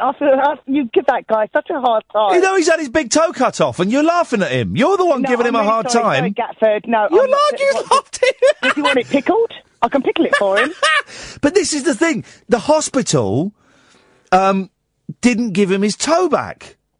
Well, you got to ask for it. Well, do they not just with a toe, right? These are genuine questions. If it's just a toe, would they not just throw it away at the end of the operation? Yeah, they can do that with any limb. If the person doesn't want to take ownership of it, then the hospital will get rid of it. Is there like a biffa bin out the back of hospitals that's just full of limbs? But for example, in the Jewish faith and the Islamic faith, when someone dies, you have to be buried as a whole entity. So let's say I lost my leg, God forbid. Yes. I'd bury my leg, and then when my time came, I'd go with it. I can't let the hospital dispose of my leg. Would you get turned away from heaven then if you didn't have your whole... I don't know. Just a genuine question, because I've not heard that before. I didn't know that. I just wondered if you... we have to be buried as best as possible as a whole entity. So therefore, if you lose your leg, it still has to be buried. You can't allow the hospital to cremate it. Yeah. So therefore, if Gatford wants his toe, or that gentleman wants his leg, or anyone wants any other bit, you can have it. Have you got any spare going? No, not at the moment. Because I think Gatford's toe was like a week ago, so that toe will be gone now, won't it? Might still be there after a week. It depends. Good. I'm glad you've... Right, all right, fine. Well, listen, OK. Nick Ferrari has a campaign to protect our emergency services. Other presenters have done campaigns to stop child abuse. I'm doing a campaign, right, that starts here. Catherine, get on the campaign trail. That hospitals, when they remove parts of your body, they have to offer you your body part back. You don't have to ask them. They have to say, would you like your adenoids? Would you like your foreskin? Would you like your... Well, let's be honest. Cass called it "give us our bits," but that doesn't make a word. It's got to make a word. Well, hang on. Knobs, N-O-B-S. Our bits. No, our bits back, sir. So it's O-B-B-S. I just need something for the N. Naughty, no, that doesn't make sense. Our bits back. Knobs. The S can be a small, doesn't have to be a word. No, please somebody help me here. Habiba, help me here. I can't, I'm trying to think. We need some... It's going to take time to think of a good acronym, I think it's called. Oh, Cass has got boobs, bits off operations back. That's just a cheap gag. Although I was trying to think of... knobs isn't much better. No, shut up. I was trying to think of how you could get cocks, but... Habiba, I guess on the way we're going so far, I'll probably speak to you early next year. Oh, don't say that for him. I'll probably speak to you for a long time. No, call in. I like it when you call in. I always listen. I just don't always call in. Well, as long as you're listening. I'm loving your show. You're brilliant as always. Oh, bless you, Habiba. Thank you very much for this. Take care. Ta-ta. Right, we're going to start a campaign. This is actually going to happen. When you go into a hospital and they remove part of your body, whether it be something insignificant to them, like an ingrowing toenail, or significant to you. See, I would, if testicular cancer used to be a massive killer of men, and now I think it kills less than 1% of men that are diagnosed with it. I think it's gone from being, a killer, huge killer, to the fact that because men check in their balls and, and the procedures and you check your balls, they go straight in and do it, right? If I get a nut cut off, I want that nut. I want that nut. Of course I do. Who was it? Wasn't there someone? Was this in a book? Wasn't there someone who got a necklace made out of their nut? What was it, Kath? Kath, go on. We had a caller at the other place. Do you remember? Go on. She made a necklace out of her gallstones. Oh no, I wasn't thinking of her. But didn't she try to sell them on eBay? And eBay said you're not allowed to sell bits yourself. It's outrageous. No, there was. I'm sure. You're right. You're right. But gallstones are tiny, aren't they?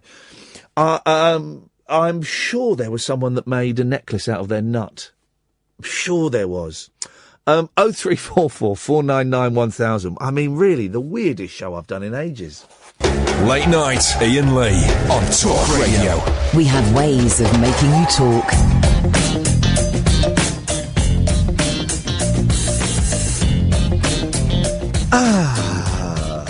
Let's go to Dennis. Good evening, Dennis. Good evening. You ruined my evening for me. Thank you very much. My absolute literal pleasure. What have I done wrong this time? Well, I just put Avatar on and you started talking about purple planets. Avatar? You don't watch that rubbish, do you? Got it, yes. It's entertaining, if nothing else. Well, I don't think it's even that, is it? Yes, it is. I'm sorry, but you're depressed. I'm sorry you get depressed. I'm You're not a man depressed either. tonight. I'm not depressed tonight. What are you banging on about?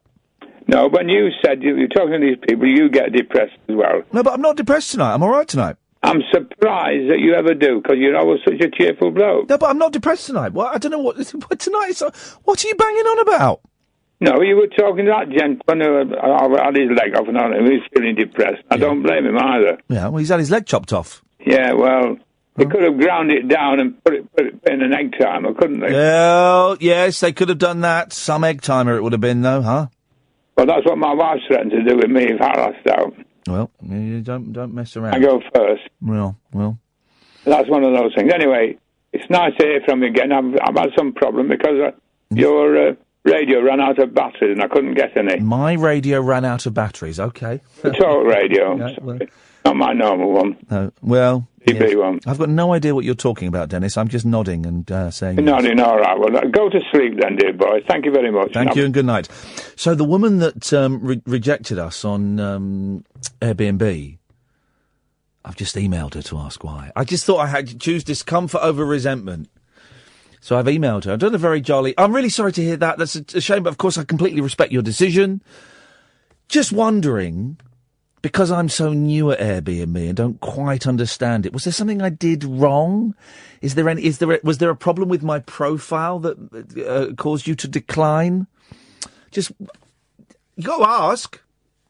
She might come back and say, yeah, you're a tosser. And she won't say that, would you? You're a jerk-off. You're a massive jerk-off. Jerk-off. Maybe, I don't know. Tracy! Hi, Ian. Hello, Tracy. I think it's great we make fun out of horrible things. Well, as long as the person that is subject to the horrible thing is agreeable to it, yes. Yeah, and I thought he was... takes the joke. Yes, but imagine that. I'd love to see my dog chewing on my leg. That would be beautiful. What a picture. What a picture. That'd be great fun. Yeah. But poor bloke, imagine losing a leg, flipping egg. I know, it must be horrible. Yeah. Something for your campaign. Yes. Our limbs are crying to be reunited. SOB, save our body. Save our bodies. Body parts. Yeah, I was trying to make... Yeah, save our body. Yeah, Save our bitch. Sob. I was trying to make a rude word, though. Like knobs, or cocks, or dicks. But, you need B for body. Balls. Balls. Go on. Body. Body. Body parts are... Well, there's the body and legs. Body and limbs. Body and limbs. Yes. Save. No, it's... Oh, gosh. No. It's harder than it looks, isn't it? It is, yeah. It's really tough, to do that. Really tough. Arms, legs, fingers, toes. Arms, legs and whoopsie-daisy, that's what we call it. Yeah, head, shoulders, knees and toes. There we go. Right, we're going to call it that. Well, no, because then you got balls. Yeah. Boobs, teeth, eyes. No. We'll come up with something, Tracy. There are intelligent people who work here who loses... Kath's just typed on the screen, who loses their head. Okay, great show anyway, Ian. Thank you, Tracy. Ta-ta. Ta-ta. Kath, do you want to come in for the last 5 minutes of the show? 03444991000. We'll take calls if you call in. Well, you won't call in now. You're done for the night now, aren't you? I get the feeling. Strange old show this evening. Really, properly, I could not couldn't categorise it at all. How am I going to make a podcast out of that? Don't bother. Don't bother. Tomorrow night, you'll get to hear the Jill Gibson interview that we've talked about for a long, long time, which is absolutely magnificent. Also, I want to name and shame, and I need your help on this, dear listener, so you can start thinking for tomorrow night at 10, or tonight at 10. I've recently watched a Mark Wahlberg film. I don't know why, because I think his films are always rubbish, right? But he's like one of the most well-paid actors in Hollywood, but no one seems to realise that he can't act. He's a terrible, terrible actor. I mean, shockingly bad. He's awful. And it kind of got me thinking, and we'll do this tomorrow, or tonight, Tim. Famous actors that just can't act. Steve McQueen, we mentioned this the other day. This is what triggered it for me. Steve McQueen cannot act. Awful actor. Keira Knightley. No, I would disagree. I think I've seen her in one thing that she acted in. She's good in the Johnny the pirate thing. I liked her in the pirate thing. I liked her in. Caller, did you like her in the pirate thing? Is that me? No, Keira Knightley. I thought of it. Knobs. Yeah, Keep knobs. none of our bits. Say that again. Keep none of our bits.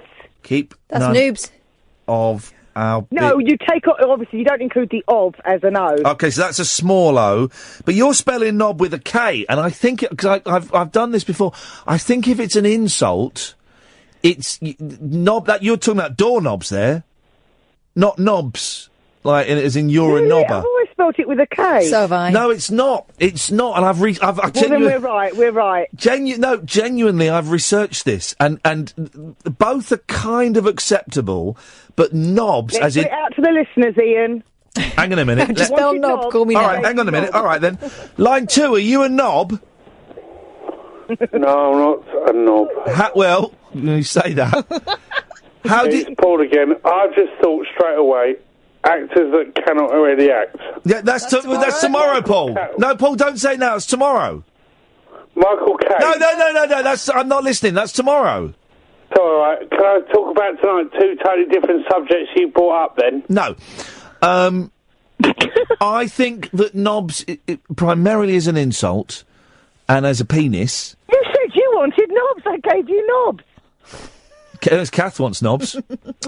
I gave you a knob. Is spelled N-O-B-S. Nobody. Listeners, help me out here. Help me out. Listeners, do us a favour. It's not LBC. Nobody orders body sex. What? No. I'm what they call it, spitballing in America. No, need our bodies, sir. Need our bits. Need our bits, sir. Need our bits, sir. Knobs. It's the best one we've got so far. Knobs. Hold on. Sir is sexist. Yeah, exactly. Need our bits, Service. slut. What? Sorry? Need our bits soon. There we go. We're in. Knobs. It's a campaign. Can we get T-shirts? T-shirts. Can we get imaging on it? Let's get Peter and the team. No. It should be need our bits saved. Yes. Thank you very much. Yes. I thank you and good night. No, well, I thought need our bits saved. Soon. No. We need them soon, otherwise they're going to go off. No, you don't need them soon. You need them saved first. You need them soon, otherwise they're going to go mouldy, and I don't want a mouldy, stinky leg. No, they won't, because they'll be in the fridge in the mortuary, and if they're not in the fridge, they'll be in the deep freeze. Right.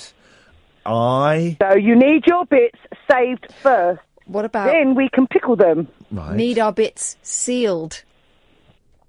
Sealed from what? Sealed where? Hermetically sealed. Kath, you've embarrassed yourself there. You have. I agree with mine. Need our bits saved is what we're going to go for. My idea. You never said that. I said it was my idea. No, I said saved. You. Oh, Habiba, I'm so sorry. We seem to have lost totally Habiba's idea. Seem to have lost the connection. Seriously, get trails on it. Get Peter and the team upstairs to work on that, because that's brilliant. Get the voiceover guy to come in and do something. Okay. And get me in touch with the hospital. Yes, line 1. Hello, Ian. Yes. Keep limbs in Tupperware. No. Keep limbs. Oh, get off the line! Get off the Honestly. line! Get off the line! That is disgusting. Oh, that is no respect. We've had an amputee on, and he's just come up with. I'm not even going to say. Yeah. You don't get containers that big, so it's a ridiculous idea. Yeah, but imagine burping that. Outrageous. Who was that? Who was that caller? Find that. Get his number and pass it on to the authorities, because that is outrageous. Yeah, tomorrow. I want to hear the packages that we've got. I want you to do a vox of amputees. And let's get a leading doctor on. I think I've got a bit of a sore throat. No. I'm serious. Nick Ferrari's getting all the credit for GEMS, which I think stands for Save Our Emergency Services. What's GEMS. the J for? GEMS, Save Our Emergency Services. What? This one works. Knobs. Need our body... What was it? Need our bit saved. We're doing it. This is going to be it. This is going to be it. This is going to be the thing that gets us into the stratosphere. We can take it to President Trump in America. He'll love that. Gold. Well, that was 3 hours I don't want to look back on, to be honest. It was nightmarish for me as a presenter. I'm guessing it was the same for you as a listener. We are back tonight at 10 with Jill Gibson, the fifth Mama and the Papa, actors that aren't any good but make millions of dollars, and Knobs. Until 10 tonight. Ta-ta. Talk Radio. Talk and entertainment across the nation. Talk Radio. Give it some lip.